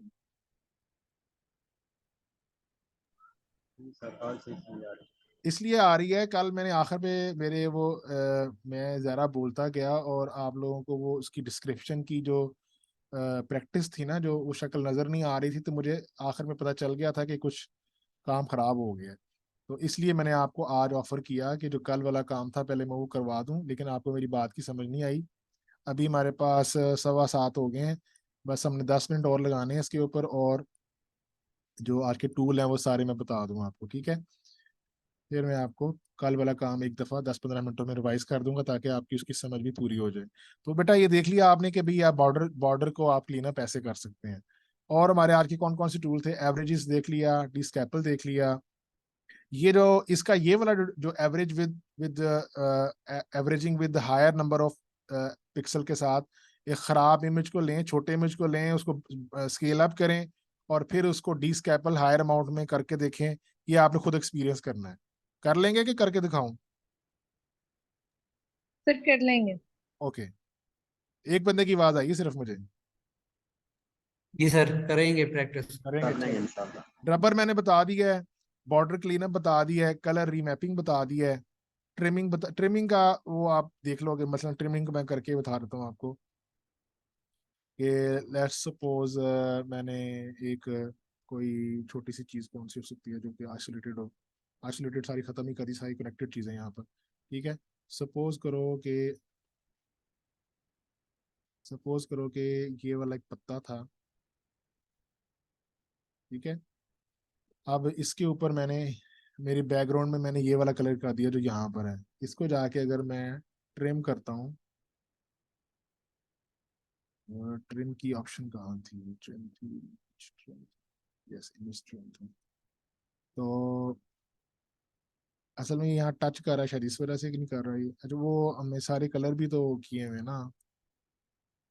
इससे मैं बाहर आता हूँ, सारे कलर हमने लॉक किए हैं, वो इसलिए उठा नहीं रहा था उसको। लेकिन अगर मैं इसको उठाता हूँ ऐसे। अच्छा, आप एक और करें एक बात। अभी जो आप देख रहे हैं ये जो डॉटेड लाइन है, ये डॉटेड लाइन है कि डैश्ड लाइन है?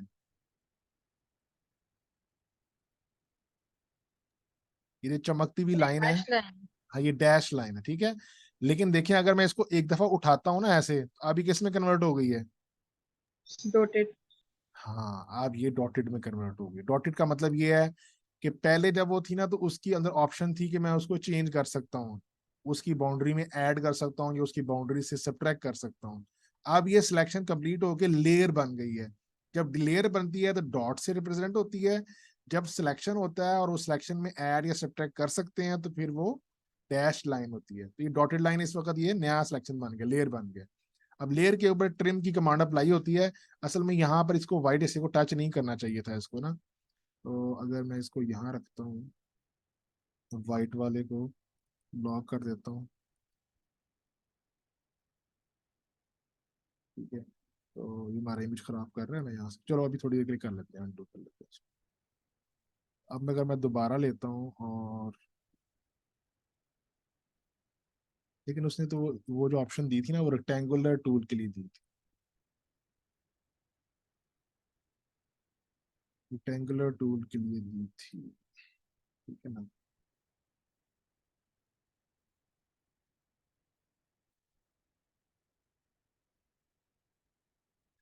ठीक है, अब अगर मैं इसको ट्रिम देता हूँ, इमेज ट्रिम से क्या होगा देखो, उसने जो साइड पे जो बाउंड्रीज थी उसने उसको खत्म करके बिल्कुल उस ऑब्जेक्ट को ले लिया। एक किया काम।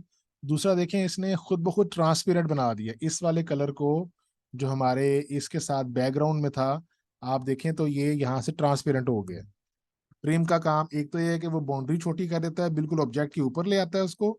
दूसरा, वो उस कलर को जो बैकग्राउंड में होता है वो हिस्सा ट्रांसपेरेंट बना देता है। दो काम किए हैं इसमें। ठीक है बेटा? जी सर। ठीक है, ट्रिम की समझ आ गई। सर आप इसको जो इसकी सिलेक्शन है उसका एरिया ऑल्ट से नेगेटिव कर रहे हैं और शिफ्ट से पॉजिटिव कर रहे हैं। मतलब दोबारा से पूछो। सर आपने अभी बताया ना कि जब वो डैश लाइन होगी तब आप उस पर सिलेक्शन के एरिया नेगेटिव या पॉजिटिव कर सकते हाँ, हैं। मतलब उसका मतलब क्या है? मतलब मैंने ये लिया है ना, अब मैं चाह रहा हूँ कि मैंने कोई एक और रेक्टेंगल लेनी है। मैं शिफ्ट दबाता हूँ, तो शिफ्ट दबा के आप देखो दो हिस्से मिला दिए मैंने आपको। मैंने अगर हाँ इवन सर। इवन सिलेक्शन में टूल चेंज कर लेता हूँ। मैंने ये इरेगुलर सी एक शेप बनाई है। एक नई शेप बनाने के लिए मैं ये जो मेरा फ्री हैंड टूल है वो लेता हूँ और शिफ्ट दबाता हूँ। तो देखें, उसके अंदर उसके अंदर वो सारा हिस्सा भी ऐड हो जाएगा अगर ऐड मैं हो शिफ्ट गया। शिफ्ट दबाऊंगा तो। ठीक है, और नेगेटिव के लिए क्या alt? I suppose it should be और I don't know about that। तो नहीं, वो आर्ट से नहीं होगा, फिर वो शायद कंट्रोल से होगा। शिफ्ट दबा के मैं एक और डालता हूँ। कंट्रोल दबा के, हाँ, कंट्रोल से, नॉट आर्ट। Okay sir. ठीक है। अच्छा जी, ये तो था हमारा ए वाला हिस्सा हो गया यहाँ पे कंप्लीट। अब देखें, वो मैंने लास्ट में आपको बताई थी कि आप मैनुअली इसको फिक्स कर सकते हो। जल्दी से पहले वो बता दो, टाइम हमारे पास थोड़ा रह गया।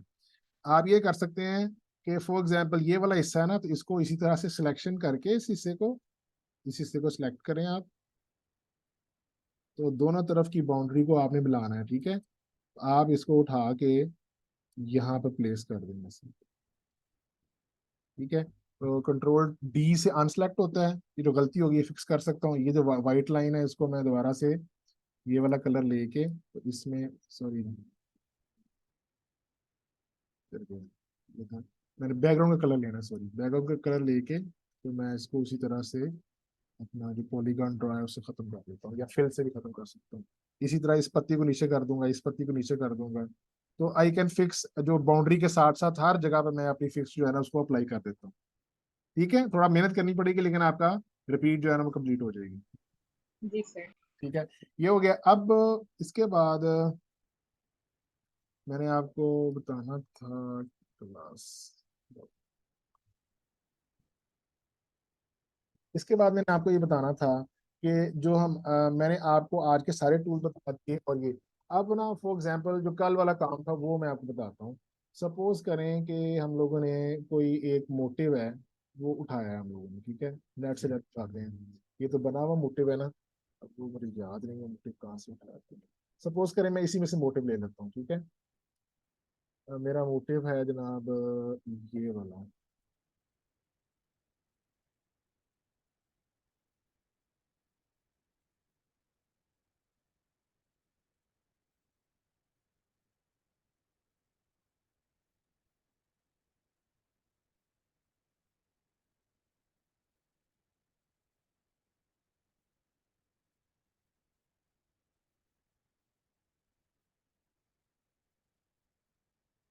ये मेरा मोटिव था। कंट्रोल सी करता हूँ, मैं इसको क्रॉप करता हूँ। वाइट वाला हिस्सा मैं यहाँ फिल कर देता हूँ, फिल टूल से। अम,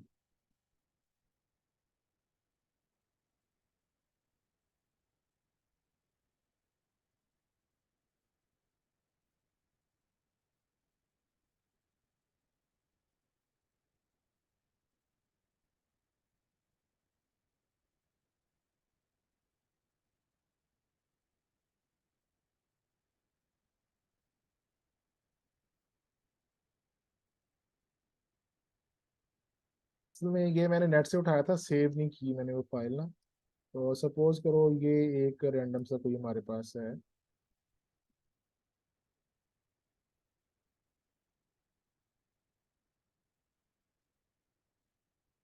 ये मेरे पास कोई एक पिक्सल, मतलब ये कोई मोटिव है जिसको हमने इस्तेमाल करना है।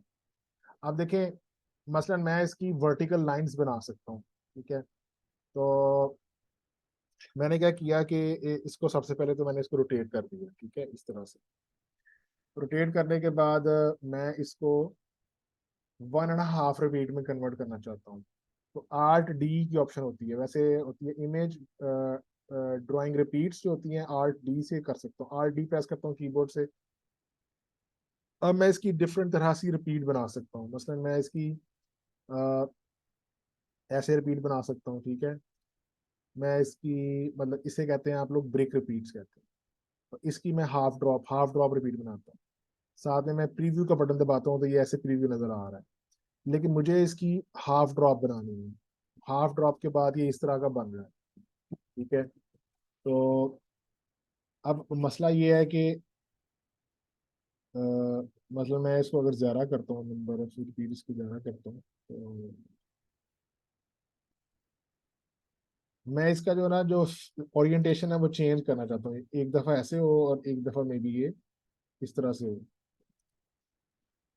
या मैं इसको यहाँ से एक दफ़ा ऐसे करना चाहता हूँ, एक दफ़ा दाएं करना चाहता हूँ, एक दफ़ा बाएं करना चाहता हूँ, ठीक है। तो अगर इसको मैं ऐसे कर देता हूँ तो यहाँ से मैं जो मेरी रिपीट नजर आ रही है ना, मतलब मैं जिस तरह से रिपीट करना चाहता हूँ वो मैं यहाँ से फिक्स कर सकता हूँ उसकी रिपीट को। तो इस डायलॉग बॉक्स का फायदा ये है कि मैं जैसे जैसे रिपीट बना रहा हूँ वैसे वैसे मुझे ये यहाँ से नजर आ रही है। अगर इसमें मुझे इत्मीनान है तो मैं एक्सेप्ट कर लूंगा, अगर इत्मीनान नहीं है तो मैं उसको चेंज कर सकता हूँ। तो ड्रॉ रिपीट का फायदा ये है कि मैं इसको अपनी ड्राइंग की रिपीट जो है, मोटिव की जो रिपीट है, उसको हर तरह से कंट्रोल कर सकता हूँ। ठीक है, तो ये फायदा है ड्राइंग रिपीट्स बनाने का। आप देखें ये किस तरह की रिपीट बनेगी। अगर मैं इसको एक्सेप्ट कर लेता हूँ, किस तरह की रिपीट बनी है ये, अगर मैं इसको रिपीट ऑन करता हूँ तो ये लाइनें लाइनें बन गई है वर्टिकल। ठीक है, और ये स्ट्राइप टाइप की रिपीट बन गई है। लेकिन अगर मैं इसको स्ट्राइप टाइप की रिपीट नहीं बनाना चाहता, मैं चाहता हूँ कि इसके दरमियान में थोड़ा फासला कम हो जाए, इनके दरमियान में फासला कम हो जाए, ताकि ये लाइन में नजर आने की बजाय एक ऑल ओवर टाइप हर तरफ बिखरा हुआ नजर आए। इनके दरमियान फासला कम कर सकता हूँ मैं, कोई तरीका है?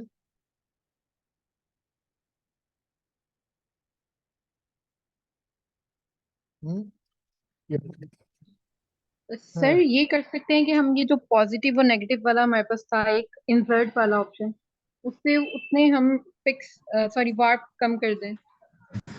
सर इसमें हम मिक्स जो है वो थोड़े करते हैं दरमियान में से, तो वाइट वाइट का जो है वो कम कर देंगे थोड़ी। ये देखे, मैं आपको बताता हूँ। मैंने आपको इसको ना दो देखिए मैंने इसको क्या कहता हूँ। अब मैं इसके लिए ये जो है ना इंसर्ट रिमूव एरिया, ये मैं इस्तेमाल करता हूँ। इसमें ये जो ऑप्शन है इरेगुलर रीजन, इसको मैं इस्तेमाल करने से पहले ना मुझे थोड़ा सा रीजन कलर्ड करना पड़ेगा। मैं अपने पास दो कलर डालता हूँ। मसलन मैं एक कलर लेता हूँ और मैं इसको यहाँ फिल कर लेता हूँ, दूसरा कलर लेता हूँ मैं उसको यहाँ फिल कर लेता हूँ, और एक जो बाकी जो कलर है उसको यहाँ, यहाँ और यहाँ यहाँ पे कर लेता हूँ।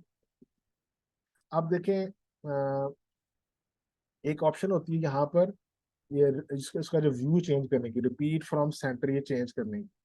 तो इससे करने से असल में ना ये इसके चार कॉर्नर, चार कॉलम बना रहा है और हर डब्बी को ऑपोजिट साइड पे चेंज कर रहा है कॉर्नर्स में। ठीक है, तो इसका भी फायदा नहीं हुआ हमें। तो हम लोग किस तरह से करेंगे, चले मैं पहले आपको ब्लू वाला, ये जो हमारा ये वाला रीजन है, इसको करके दिखाता हूँ।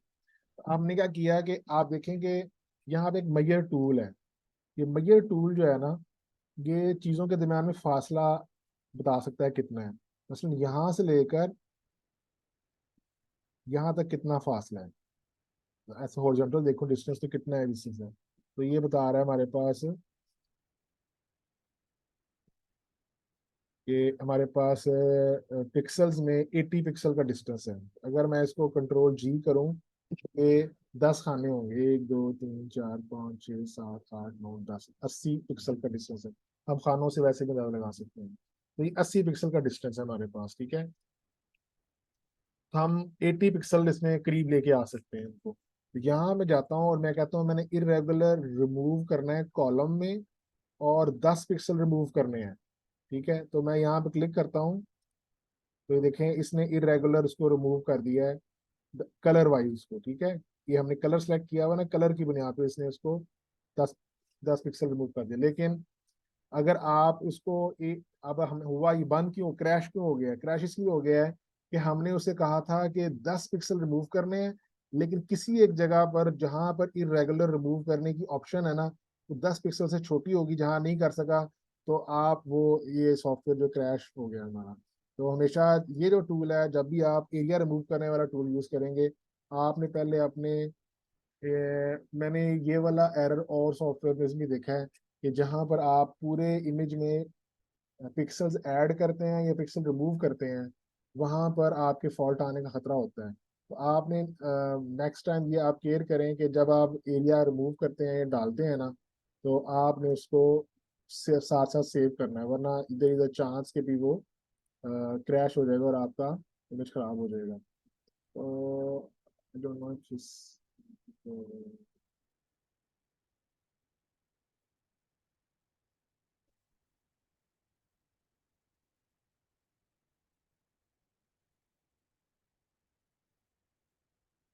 चले, वो तो मेरा, मैं आपको ये बता रहा था कि अल्टीमेटली हम लोगों ने जब उसका फासला कम कर देना था, तो वी वुड हैव रिजल्टेड, हमारे पास मैंने पहले से बना के रखा था आप लोगों को दिखाने के लिए। तो उसकी कुछ शक्ल इस तरह की बन जाती है हमारे पास। ये तो कुछ और ही बन गया। तो हम लोग फासला जो है ना इरेगुलर डिस्टेंस रिमूव कर सकते हैं बाय दिस, ठीक है। वो यहाँ नहीं पड़ा हुआ, वो पड़ा हुआ है हमारे पास डेस्कटॉप में। आपका फोल्डर है JDC लेक्चर्स, लेक्चर नंबर 6 में पड़ा हुआ है। यहाँ से इसको स्टार्ट कर लेते हैं, ठीक है। तो यहाँ जो ये डिस्टेंस है थोड़ा सा डिफरेंट इमेज है ये वाला। इरेगुलर डिस्टेंस यहाँ से काम कर सकते हैं। अगेन हम वही लेते हैं, add remove area irregular by on the base of colour. हमने 10 पिक्सल रिमूव करने हैं and we can not add, हमें रिमूव करने हैं। रिमूव करते हैं जाना, तो और इसमें रिमूव करते हैं, ठीक है। तो वन मोर मेथड इसको सिक्योर करने का ये है कि आप उसकी पूरी लाइन ड्रॉ करें।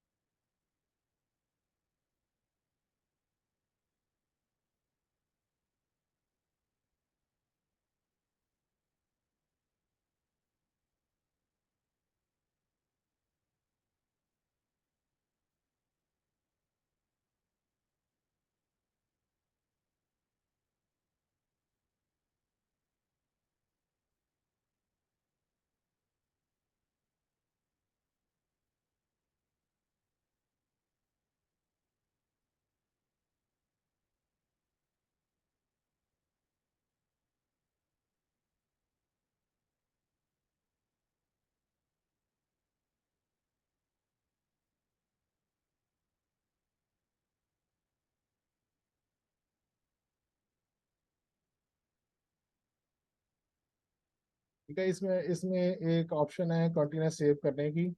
वो अगर आपके पास मसला इस तरह से आ रहा है और रिपीटेडली आ रहा है तो उससे आप हेल्प ले सकते हैं। मैंने क्या किया है कि Alt+S प्रेस किया है। इसका मतलब ये है कि जब भी कोई चेंज करूंगा मुझे अपना डॉक्यूमेंट जो है ना वो सेव करना पड़ेगा, ठीक है। तो वो हर दफ़ा मैं इसको बता रहा हूँ कि ये इसको ओवरराइड करता जाए।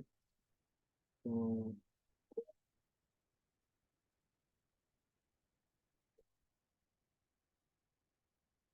तो मेरा ख्याल है कि ये अब उसका व्यू सही हो गया है। इसको हम लोग रिपीट में देखते हैं तो ये डिस्टेंस अब कम हो गया। अगर हम वाइट को थोड़ी देर के लिए इससे रिप्लेस कर दें, आप देखें कि ये थोड़ा गुंजान हो गया और इसमें स्ट्राइप का इफेक्ट अभी भी आ रहा है। जो ये वर्टिकल लाइन सेंटर में खाली है ना, असल में इसकी ओरिएंटेशन उस तरफ होने की वजह से वो लाइन मार्क हो रही है।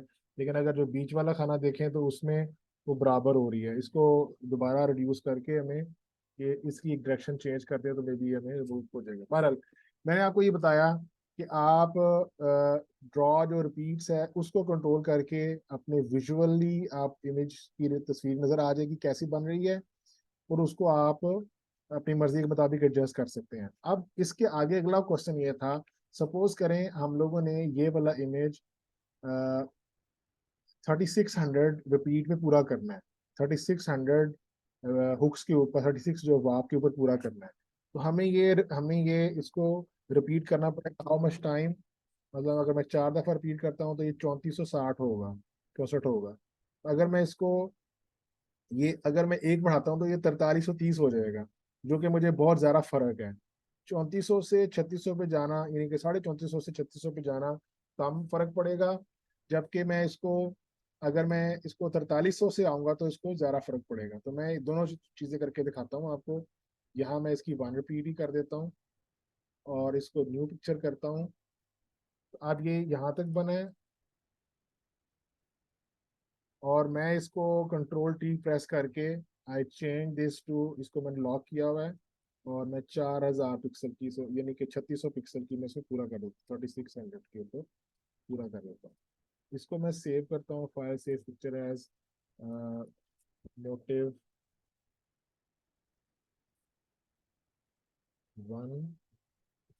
3600 के ऊपर। और अगर मैं इसको उसके दूसरा काम करता और इसको रिपीट करता यहाँ पे, और अब मैं इसको रिड्यूस करता 3600 के ऊपर पूरा करने के लिए,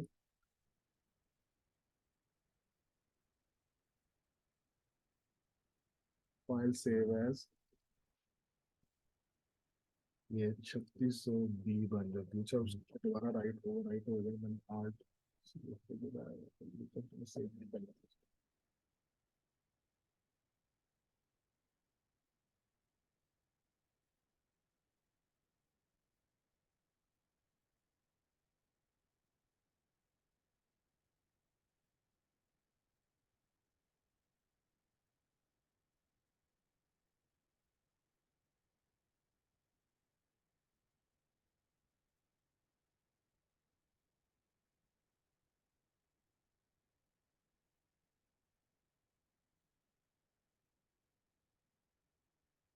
अब ये देखिए, अगर मैं इन दोनों इमेजेस को खोलूँ साइड बाय साइड,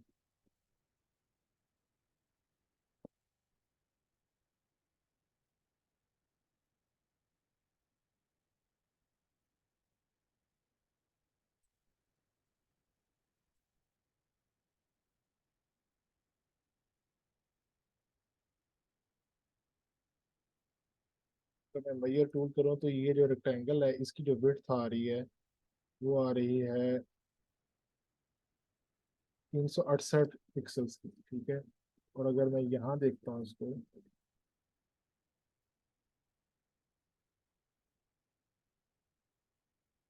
तो यहाँ ये आ रही है 457 या 460 पिक्सल।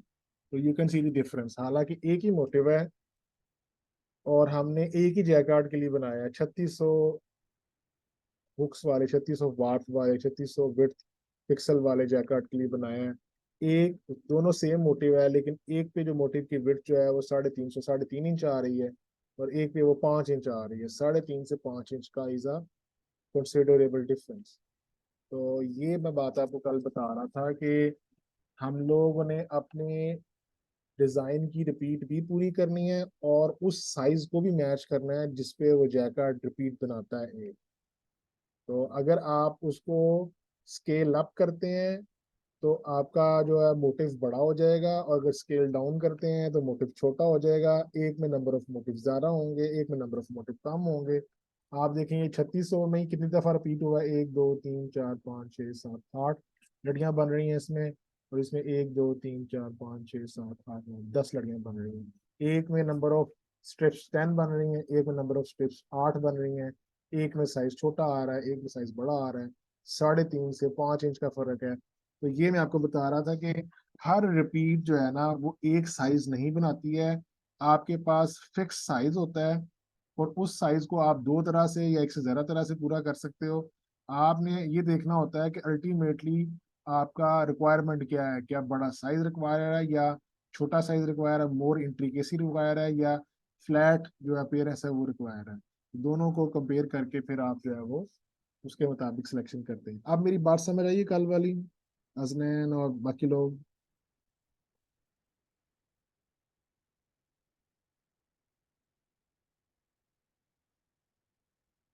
हसनैन तो है ही नहीं है। अक्सर आपको समझ आई अभी आज की बात, ये वाली जो बात मैंने रिपीट की है कल वाली, समझ आई है? आपने देखी नहीं थी कल? कल आप शायद बाद में आई थी। तो ये जो बात कल हम कुछ, मेरा ख्याल है कि अच्छी तरह से कन्वे नहीं हुई थी। हम लोगों ने कहा था कि हम साइज कोई भी रिपीट कोई भी बना सकते हैं, लेकिन रिपीट बनाते हुए हमारा जो एंड रिजल्ट निकलता है वो एक खास नंबर ऑफ पिक्सल्स को हमने मैच करना होता है। तो वो एक से ज़्यादा तरीकों से मैच कर सकते हैं। जब मुख्तलिफ तरीकों से मैच करेंगे तो अल्टीमेटली जो आपके डिज़ाइन का साइज है, उसका जो अपेयरेंस है कपड़े के ऊपर, वो डिफरेंट आएगा। जब वो डिफरेंट आएगा तो हम लोगों ने ये देखना होता है कि कौन सा चीज़ एक्सेप्टेबल होगी। उसके लिहाज से हमने अपनी चॉइस को चूज करना है, चॉइस सिलेक्शन करना है। ठीक है। तो मसलन ये इसमें ये हो सकता है कि ये बॉक्स है ना, वो बहुत बड़ा बन रहा है, वो 5 इंच बहुत बड़ा है, 3.5 इंच फिर भी ठीक है, बल्कि 3.5 से भी छोटा बन सकता है तो वो बना दे। मे बी ये कस्टमर की रिक्वायरमेंट हो, तो फिर हमें उसके अकॉर्डिंगली डिजाइन जो है वो उसको बनाना पड़ेगा। ठीक है जनाब। तो जी सर। आज हम लोगों ने काफी सारे जो है क्लीनिंग और क्लिनजिंग के टूल्स देखे हैं। आप इनको इस्तेमाल करें। मैं आपको असाइनमेंट दूंगा, इसी तरह से इमेज होगा, वो इमेज आपने पूरी तरह से क्लीन करके आपने उसकी रिपीट बनानी है। तो this would be your work, ठीक है। तो रिपीट के ऊपर और मैं काम करवाऊंगा आगे नेक्स्ट मंथ में, जब हमारा सेकंड मंथ स्टार्ट होगा। अभी हमारा फोकस जो है वो बहुत ज़्यादा उस पर चला गया है रिपीट के ऊपर, कुछ हमें दूसरी चीज़ें भी कवर करनी है। तो नेक्स्ट क्लास में हम लोगों ने इंशाल्लाह, मैं आपको, हमारा जो फोकस होगा वो इस पे होगा कि हम डिफरेंट कंपोनेंट कैसे बनाते हैं एक कंपोज डिज़ाइन में, और उन कंपोनेंट्स को कैसे फिल करते हैं, और उन कंपोनेंट्स को कैसे जमा करते हैं, और एक जो है ना वो पूरी ग्राफिक में कंपोनेंट वाला ग्राफिक जो है, कंपोज जो है डिज़ाइन है, वो कैसे बनाएंगे, इसके ऊपर हम बात करेंगे। अभी तक जो हम बात कर रहे थे वो ऑल ओवर डिज़ाइन टाइप थी। तो लेकिन नेक्स्ट टाइम इंशाल्लाह हम लोग दो चार मोटिव्स लेके डिफरेंट पार्ट्स बनाएंगे, और फिर उनकी एक पूरी डिजाइनिंग मैं करके दिखाऊंगा आपको। फिर वही चीज़ आप लोग रिपीट भी करेंगे, और यही हमारा जो है ना पहले ये फर्स्ट मंथ का प्रोजेक्ट भी होगा कि हमने किसी प्रोडक्ट को जो कंपोस्ट फॉर्म में हो उसको डिज़ाइन करना है। असल शर्ट हम बना लेते हैं, तो क्या आप कोई और चीज़ बना, साड़ी बना सकते हैं, या जो ब्लाउज का सामने वाला और पीछे वाला हिस्सा होता है, या शर्ट का फ्रंट और बैक होता है, उसमें साथ दुपट्टा साथ बना सकते हैं, बाजू बना सकते हैं। क्या आप सारे का सारा जो गारमेंट है जिसमें ट्राउजर भी शामिल है वो भी डिज़ाइन कर सकते हैं साथ डिफरेंट कंपोनेंट में। तो फिर बाज़ दफ़ा उनकी अलाइनमेंट या उनके पोर्शन की डिवीजन डिफरेंट होती है, तो मैं एक बना के दिखा दूंगा और एक आप कहूँगा कि आप बना के दिखाएं। तो ये हमारा टास्क होगा नेक्स्ट टाइम। यही हमारा ऑब्जेक्टिव है कि हम लोग ग्राफिक्स को, जो हमने कपड़े को कंट्रोल करने के लिए बनाने हैं, उस ग्राफिक को से कंट्रोल करने से कपड़े को कंट्रोल करना सीखें। यही हमारा इस पहले मंथ का ऑब्जेक्टिव था, जिसके लिए हम ये सारे ग्राफिक्स और अंडरस्टैंडिंग बना रहे थे। तो उसके बाद इंशाल्लाह नेक्स्ट मंथ में फिर हम लोग सारी चीज़ें मशीन के लिहाज से देखेंगे कि मशीन को कैसे कंट्रोल करना है, मशीन पे कैसे लेके जानी चीज़ें, वीव के बारे में देखेंगे। हमारा सिमुलेशन वाला सॉफ्टवेयर जो है वो हम लोग देखेंगे। जब हम ग्राफिक्स को सीख चुकेंगे तो फिर हम लोग वीविंग और मशीन की बात करेंगे। तो होप मैंने कोशिश की है आपको सिखाने की। अगर इसमें कोई कोताही है, कोई आपकी चीज़ समझ नहीं आई, कोई क्वेश्चन है, तो मैं आपसे कह रहा हूँ कि आप देखें इसको। मैंने वीडियो अपलोड की है, लेकिन किसी बंदे ने भी वो वीडियो को देखा नहीं है। जो 5 लोग आ गए थे क्लास में सिर्फ वही आए हैं, और उन्होंने, किसी ने भी जो नहीं आ सके हैं या जो लेट हो गए थे, उन्होंने जाके रिवाइज नहीं किया वीडियो को, इसलिए आप लोगों को कोई क्वेश्चन भी नहीं था। हालांकि मुझे खुद एहसास था कि कुछ ना कुछ कमी है जिसको रिवाइज करना चाहिए, तो इसलिए मैंने आज रिवाइज भी किया है। प्लीज़ आप, जो कंटेंट है वो मैं मेहनत से बना रहा हूँ, टाइम खर्च कर रहा हूँ, उसको अपलोड कर रहा हूँ। आपकी एक जगह बनाई हुई जहाँ से आप कंटेंट देख सकते हैं। आप सवाल पूछेंगे तो फिर पता चलेगा कि आपका इंटरेस्ट है। जब आप खामोश बैठे रहेंगे तो फिर टाइम गुजर जाएगा, और फिर बाद में आप सवाल करेंगे कि सर आपने पूरी तरह बताई नहीं बात हमें। तो कंटेंट को साथ साथ चलें और उसको प्रैक्टिस करें, सवाल पूछें, ताकि आप लोगों को समझ आ जाए अच्छी तरह। ठीक है। सर आपने अपने कल वाली लैब में कोई होमवर्क नहीं अपलोड किया था। हाँ जी, होमवर्क इसलिए नहीं दिया था बेटा कि मुझे डाउट था ना कि मैं काम दूंगा, आप कहेंगे सर ये कैसे होना है, ये आपने कहाँ बताया है। मैंने आज, मुझे तसल्ली हो गई है कि मैंने जो कल बात बताई थी वो रिवाइज कर दी है, तो अब मैं कल वाला काम भी दे दूंगा और आज वाला काम भी दे दूंगा। तो जो आपने कल बताया था वो वैसे हमने टूल्स यूज करके देख लिए थे कि कैसे कैसे कैसे अप्लाई होते हैं। अच्छा चले, बहुत अच्छा किया आपने, थैंक यू ये बताने का कि आपने ट्राई किया है। और किसी ने ट्राई किया है? कोमल के साथ सर साथ एक्चुअली मैं बहुत थोड़ा सा मसरूफ थी, तो मैं ना असल असाइनमेंट भी में नहीं कर सकी अभी और कल आपके पास क्लास से नहीं ली। 4 दिन और है आपके पास। तो जी सर। आप, मैंने सबसे यही एम्फेसाइज है मेरा कि ये जो अब जो फ्लो आ गया ना एकदम, इसके आज भी मैंने 8-10 टूल बता दिए हैं, कल अगले दिन भी काफी सारी और चीजें मैंने बता देनी है। तो अगर पिछला सर वाला नेक्स्ट। काम नहीं किया होगा ना, तो फिर आप हम्म। वो जंप नहीं ले सकेंगे, जो उस दिन जंप आएगा आपको, तो वो मुश्किल हो जाएगा फिर आपको करना, उसको स्टीप हो जी सर। जाएगा। नहीं सर, हम इंशाल्लाह इस वीक में सारा पिछले वीक का और इस वीक का कंप्लीट करके नेक्स्ट वीक से ज्वाइन कर लेंगे हम आपको। ठीक है जनाब, थैंक यू वेरी मच जी। खुश रहें, प्रैक्टिस करें, क्वेश्चन करें। Best of luck. Thank you sir. Thank you sir, Allah Hafiz. Okay.